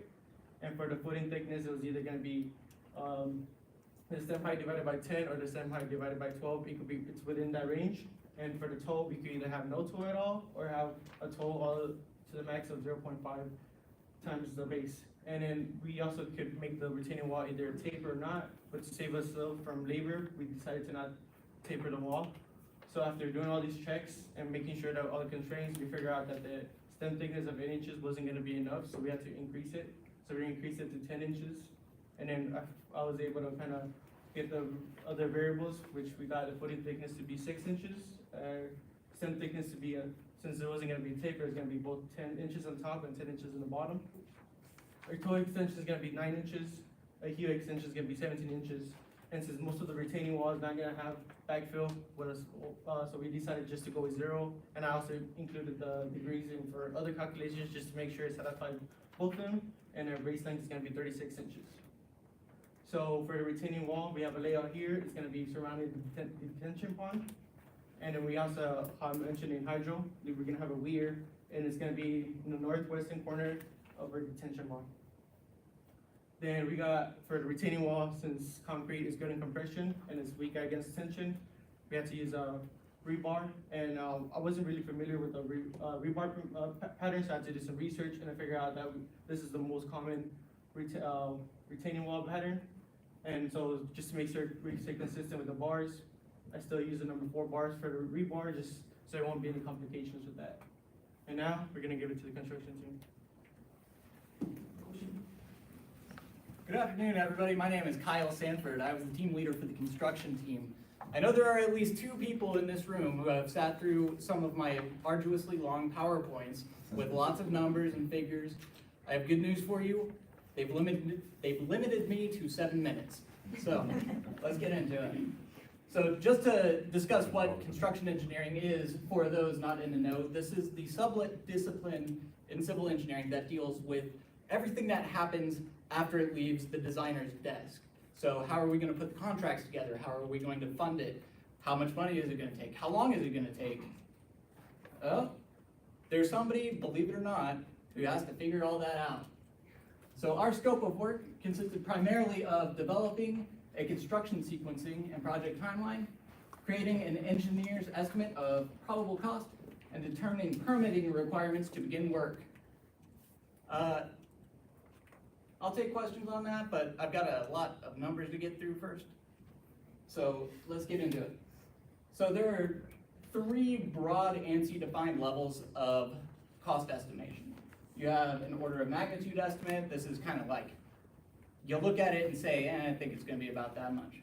You have a budget estimate that zeroes in, maybe you actually do some math for it. You figure out kind of generally what you're going to spend. Then you have the definitive estimate. Me being me, a little overambitious, I said, yeah, let's do that one. So this is how that estimate kind of played out. This is the estimate broken down into master format divisions. You can see we got an overall estimated project cost of $2.539 million, which in my head sounds fairly reasonable. But I wanted to check this number against some other metrics to see maybe how accurate I could be. So the other metrics only account for square footage of buildings. So I had to subtract back out from the subtotal the site improvement costs, and then I had to recalculate it with the 10% contingency and 8% tax I had initially gotten. So that left me with a cost per square foot of $66.20. So just to be clear on what exactly I did, a unit pricing structure, it accounts for every single item individually on a project. Every nut, every bolt, every hour spent welding, every labor hour that went into it, the whole shebang is very detailed and time consuming. But there's also this nice thing called square footage pricing, and with the advancement of AI, this is getting a lot more accurate. This basically they look at large data sets and they determine a general average of how much similar construction costs. They boil that down into, it costs this much a square feet, and if you've got a similar type of construction, you can estimate pretty reasonably. Remember our budget estimate range of accuracy, -20 to +30%, so fairly accurate. And like I said before, it only accounts for buildings and excludes other site work. So ours is gonna be a little bit bigger. We used RS means to do the unit pricing estimate. It's a very large data set. I don't know if you've looked at it. It's not a lot of fun. But RS means also has a square footage calculator in there. And I used it to estimate the two buildings separately based on square footage.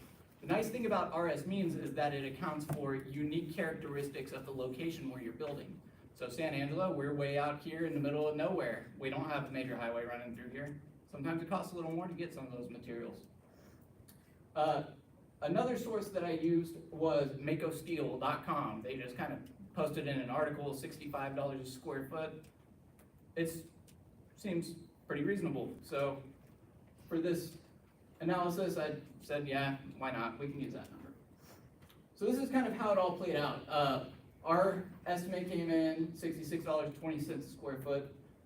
RS Means gave me $64.13 a square foot, and Mako Steel at 65. That gives us an average of $65.11 per square foot. So that gives us a standard deviation of the averages of $1.04, which is, and there's an average difference of 2.5%. So that means we're within one standard deviation of the cost per square foot. So did we meet our goal of -5% to 10%? Have you ever estimated a project? Maybe. I tend to think that maybe I estimated a little low because these are using very standard cookie cutter model sorts of buildings. Ours is very specialized. It might take a little bit longer, it might be a little more expensive. But I do think that we are definitely in the ballpark with this. Overall, we have a construction sequencing and timeline of about 62 working days. RS Means data includes in it how long it takes to do any individual task on a project. It accounts for how many people are doing the work. You just do a little number tomfoolery and it'll give you how long it takes to do every single task. Well, I loaded that into a spreadsheet and I threw it online into this program called Gantt Pro and put everything in order, and it spit me out a critical path. And the critical path is just the shortest distance between the start of construction and the end of construction. It's every item that has to be done on a project to not extend the duration of the project. Keep it on time. And I'm going to let my friend kind of present the overview of the critical path, and then I will get out of your hair. Path is just how we get from point A to point B on time. And here's how we're going to do that with the Valor Self-Storage Expansion Project. The first thing you got to do is stake out the construction. You got to lay everything out so everybody can see what's going on. Then we're going to remove everything that shouldn't be there in the demolition phase. Then we're going to go into earthwork and we're going to make everything all level so that everybody can do the jobs they need to do. Then we're going to excavate for building thickened edges so that we can start getting concrete poured. From there, we're going to pour the thickened slab portion of the foundation so that we can pour the center portion of the foundation. Now this is important because the building can't start going up until it's got something to stand on. Well, after it's got something to stand on, I reckon we ought to get some columns up there so that the roofers can start doing their work. The steel columns and the roof components are all separate from the interior walls. For this reason, the walls can start being constructed at the same time the roof is going up. Next thing we need to do is put some electrical cable in all that conduit. And then we'll dress out the end of that conduit with some fixtures, 120 AC bulb inlets and light switches. After that's all done, we need to install that interior siding to make sure that all the units are kept separate and safe. And I reckon the last thing we need to do is put some doors on the inside.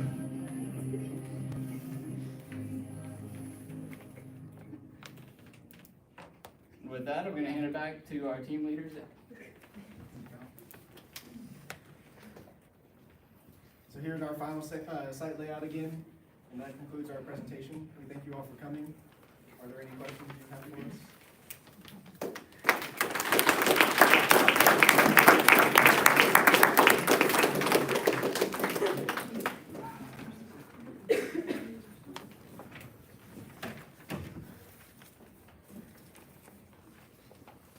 We must have done a great job. That's just the first question's always a hard one. Yeah, I think Russell's got it, he's getting ready.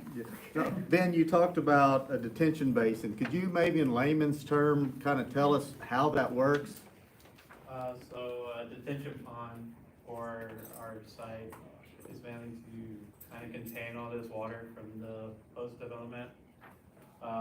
Currently, what's there right now, all this water is going into this northwest property.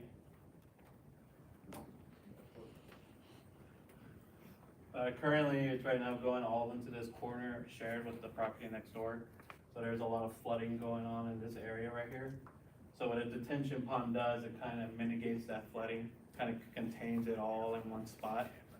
And then by building this retaining wall around it, kind of, I guess it's about the boundary for this water that we're draining all this water into this pond.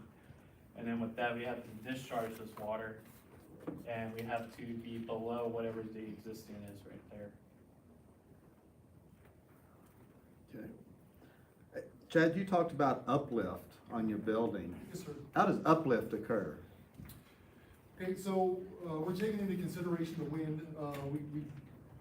We looked at it coming from two different directions and acting on the sides of the building.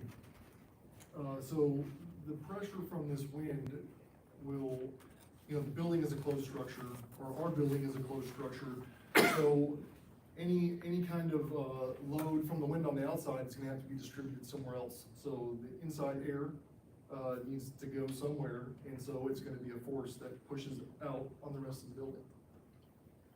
So it's trying to lift the building up? So it's trying to lift the building from the inside, because the majority of that force is pushing up on the roof.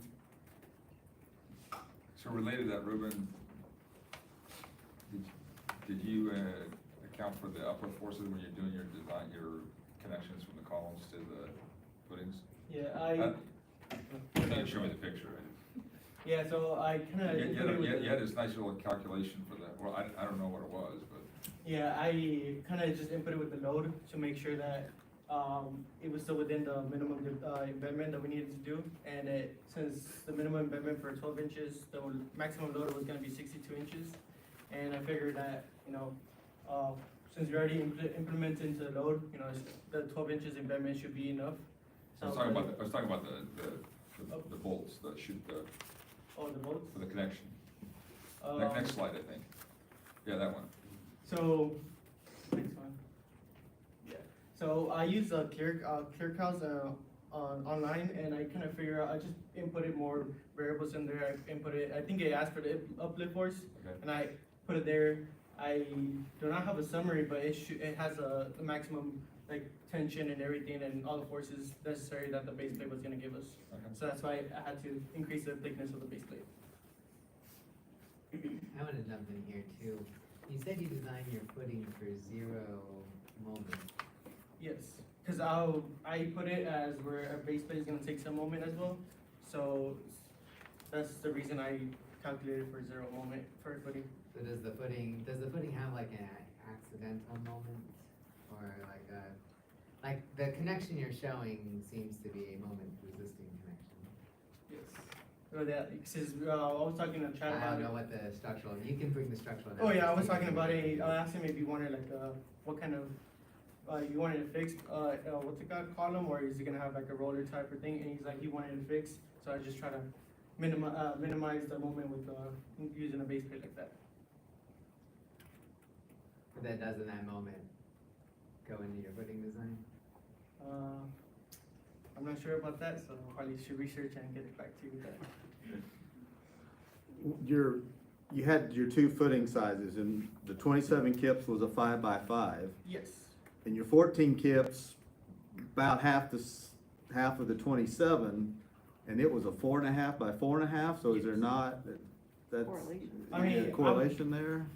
I was gonna kind of when I saw that, I kind of was like, maybe I should just keep the 5x5, make sure same footings. But I kind of realized that, our thickness also decreased, so we don't have to use as much concrete material in it. So I was like, that's gonna save us some money in the budget and things like that. That's the reason I just decided to keep the 4.5 rather than just making it 5 throughout for all the footings. So I think we're a little over budget, and we'll probably wanna talk about some value engineering on this. So do you see some value engineering maybe available somewhere in your foundation?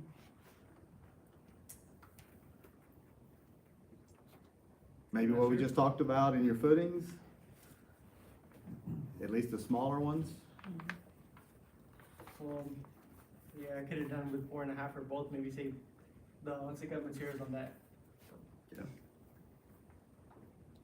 From a transportation perspective, did anyone look at turning movements, or what's the maximum length of a vehicle that can maneuver within these facilities? So we performed a vehicle tracking simulation. It's not shown in the presentation itself, but we moved around a fire truck throughout, and we also moved regular vehicles throughout the property to make sure that the turning radius, they can maneuver efficiently. And that's also why we didn't do 90-degree or 45-degree parking, is with the detention pond being as big as it is and being restrained within the property boundaries, we determined that parallel parking, easily just pulling in and being able to pull out, is probably the best option. Our fire lanes do have a 20-foot width and a 28-foot inside turn radius as well. What was y'all's required parking that y'all needed for the city code? There wasn't anything that was drawn out specifically. Storage facilities are a little bit special. And so we determined that there was, how many total containers are there? There's approximately 200, I think, a little more. And so we kept it around 20. We didn't think that the storage facility would be at full capacity at any given point in time. And so with the fire lanes and with the restraints of the property, we kept it at 20.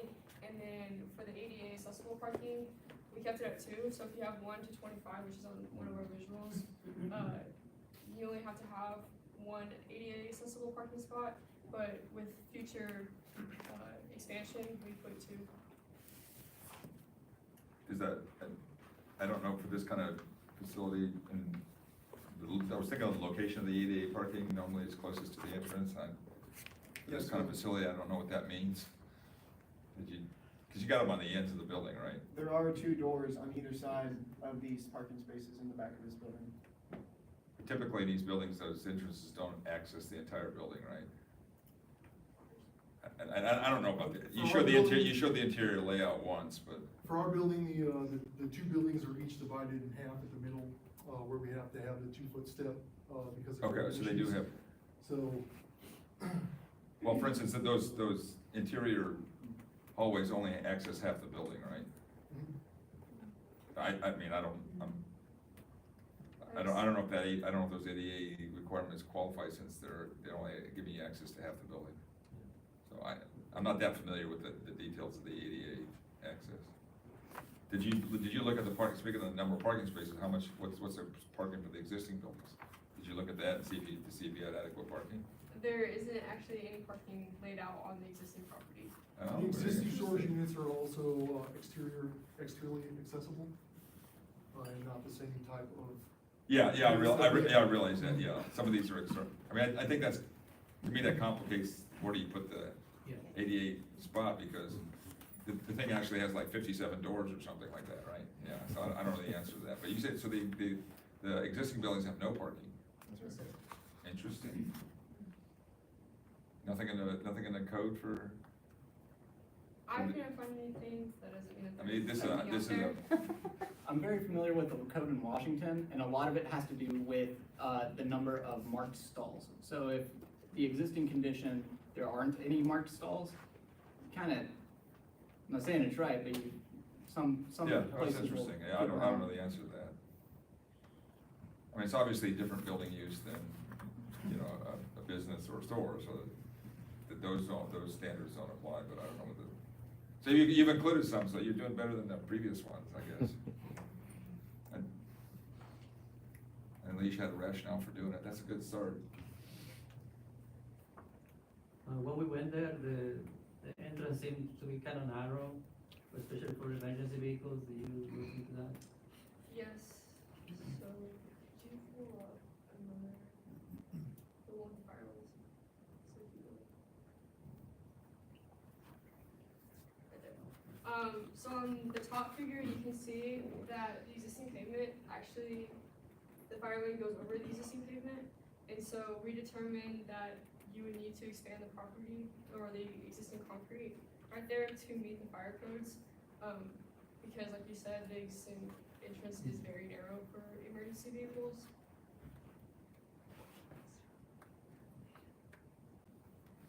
On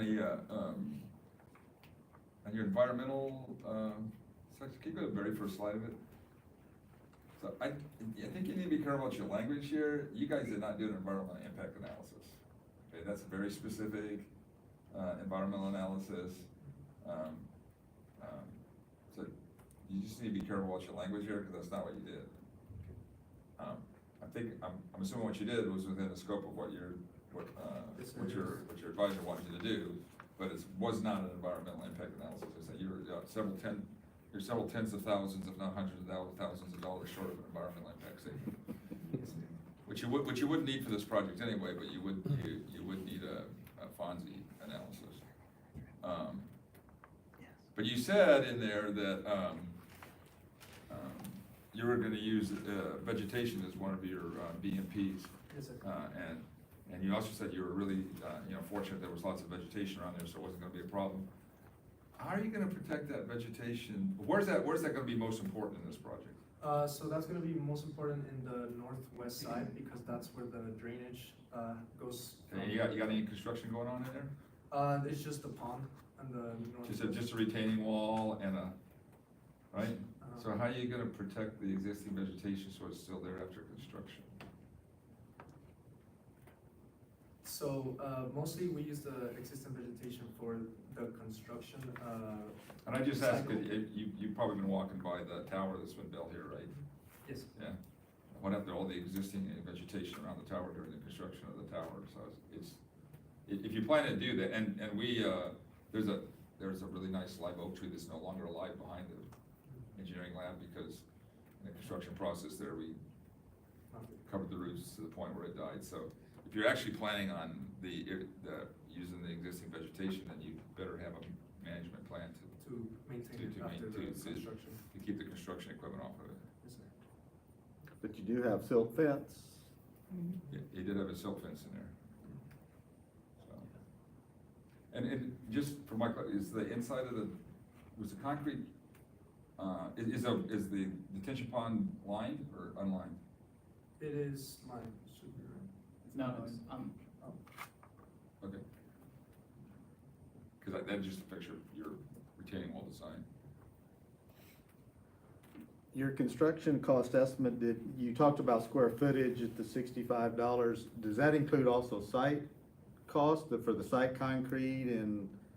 Okay, so whenever you go through the square footage estimates that I was given, they include all costs for the building alone, everything that fits within that footprint. So that doesn't include, the transportation elements, which is why I subtracted it here. You can see that was what I had for site improvements, and that's one of the reasons why I think I estimated a little low based on what we were actually designing.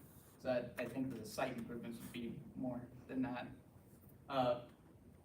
But anyway, what I basically did to make it comparable was I took the subtotal of 2.15 million, and I subtracted out that 257,000 for the site improvements, so that the numbers would be comparable. So is a retaining wall in the site improvement? I've got that on a separate spreadsheet, but I can find out for you.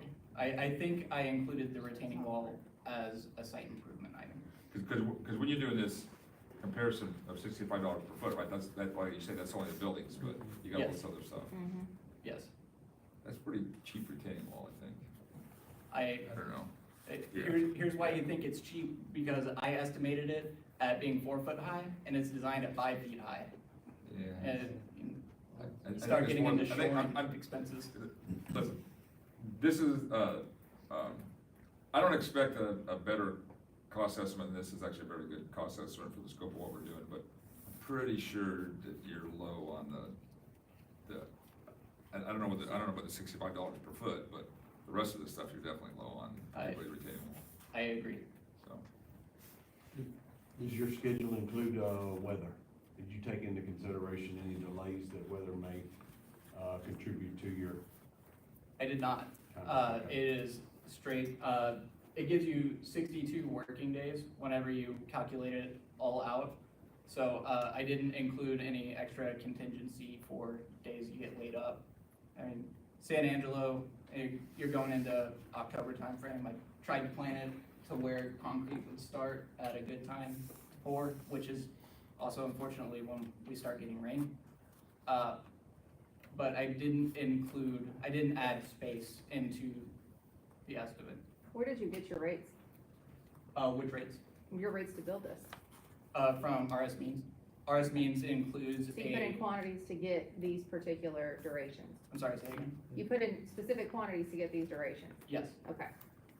Yes, every single line item. It's a much larger, it's one of my typical spreadsheets. That makes sense. Are you, and maybe Jordan's question is for the construction time frame or for the cost estimates? Yeah, for the construction timeframe. Yeah, how did you get your windows or lengths of construction? Sure. RS Means includes a column that, it's basically a daily output of labor. So they include a crew of a given size and they say how much they can output on that day at 65% efficiency because we're being real. Yeah, I would recommend talking to local people, like at the city or around here somewhere, to see what kind of rates we get in this area, because RS Means may be pulling from North Carolina or something, I'm not sure. It's adjusted to San Angelo. And so they come here and they ask people how quickly they work? They use, those, indices. Okay. I'm sure I think you're hearing they from have to people who've track done that it so data. much that you. Well, they charge enough money for it, trust me. Yeah, but. Are there any long lead time items that need to be ordered ahead of time that are considered? I wouldn't know, honestly. I don't think that there was anything too specialized on this project, but I did notice that there weren't really wide availability of 12 gauge shapes. I assume that has to do with constructability. So those might be a little more challenging to obtain. We would definitely have to look at what our locally available steel supply is, and we did consider that, looking at West Texas Steel, going south on 67. Under my knowledge, they do not have a 8-inch 12-gauge C-purlin, so we would have to definitely order something like that. And we would also need to make sure that they had all the W members or the items in stock that we were going to use. That might be an order from a big distributor for the whole building itself. So while the structural guy's talking, so these are frames, are these moment frames or brace frames as you design them? They're moment frames. So, and being a person who hates doing a steel connection design, and only did it when I was a student, I'm glad you didn't actually present them, but my question is, did you do, in your report, do you have the connection designs and the moment connections on the? I do not have them specifically, you know, Or is that out of scope, or? Not necessarily out of scope, you know, we consider this a weld-up building, so, you know, we were gonna go with the way that it normally be welded up here in this area, so. And I did include for welding and Yes, there would be a lot of welding, I mean, this, you know, this option for the building might, it's probably not gonna be the cheapest option if comparing to, the prefabricated building that we were comparing to. This is just another option, and it definitely would have a lot more, probably labor costs involved. And when you added the central column, is there an architectural problem with that? Is that? Okay, I mean, you quickly. luckily with the center column, the way the units are laid out inside, there's units on both sides. Actually, wall kind of runs down the center. Now, it's it doesn't support our specific structure. Okay, so, yeah. But those columns are small. They're only about 4 inches wide, so they will nest inside the wall, and just become part of the. And did you check square tubes instead of the I We did section? not check square tubes. My guess is That would be a that's a good more option to efficient check column, into. but I could be wrong, I don't know. So if you're saying it's a weld up and you consider them moment connections, are most weld ups considered moment connections? I do not know, I can look into that and get back to you. So it sounds like the connection designs were out of the scope of what you guys actually did. Okay. I'd love to look at the geotech boring.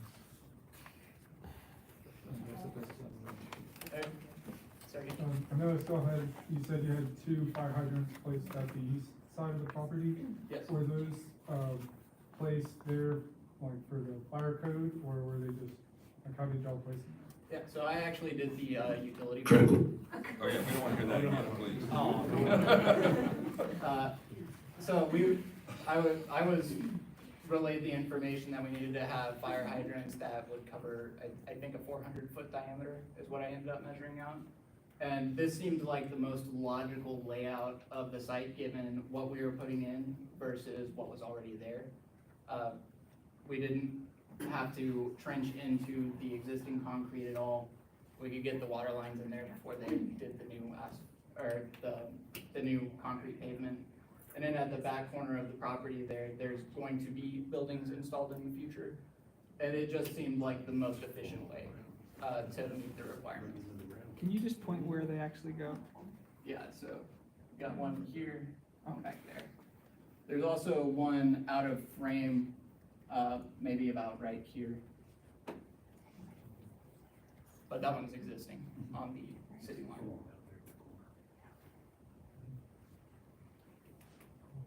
All right, it seems like we have run a lot of time. Ruben, you got off the hook. Which one? He did not include the board here, right? Well, I have just a little small breakdown. I mean, if there's a whole other breakdown of, I'm not going to go into it. We will get you those results so that you can. Yeah, so there's, although, I mean. No, that's my question was, it's a really simple question, so you identified this potentially expansive soil near the surface, which you took away. Yes.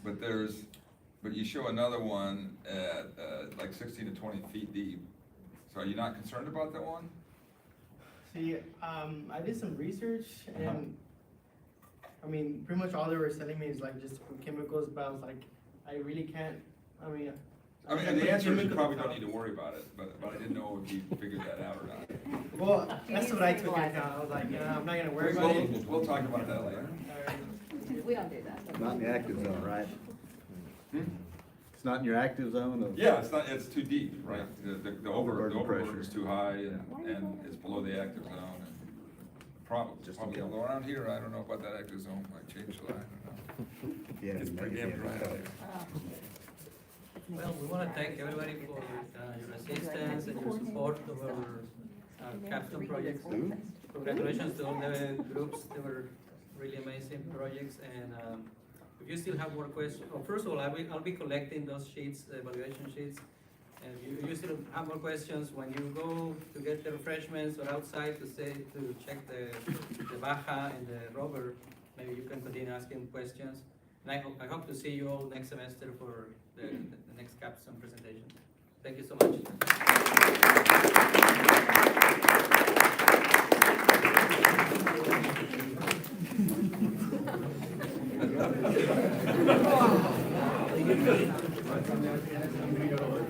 Way better than Not trying to knock on anyone, but that was a presentation. What? All the pillows are like, thank God I'm a I know. Teach his own. Good ride. How are you?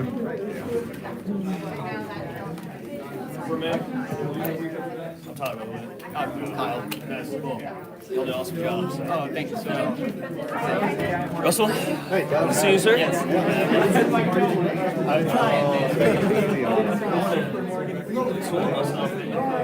I'm trying to practicing on my own. Good thing they had you out and got you in front of people. So were you involved? Thank you. Good job. Thank you, man. Good job. You did good, man. I I knew the numbers were gonna be low. So did you already have it all designed? I was finishing up, so I had to remove it from the server, so they didn't have access. We gave them the survey, client had given us.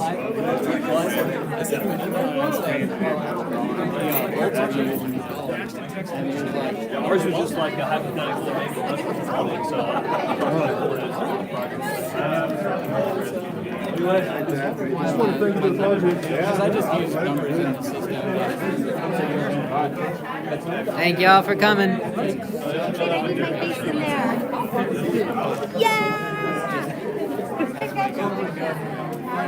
Oh, sorry. Excuse me.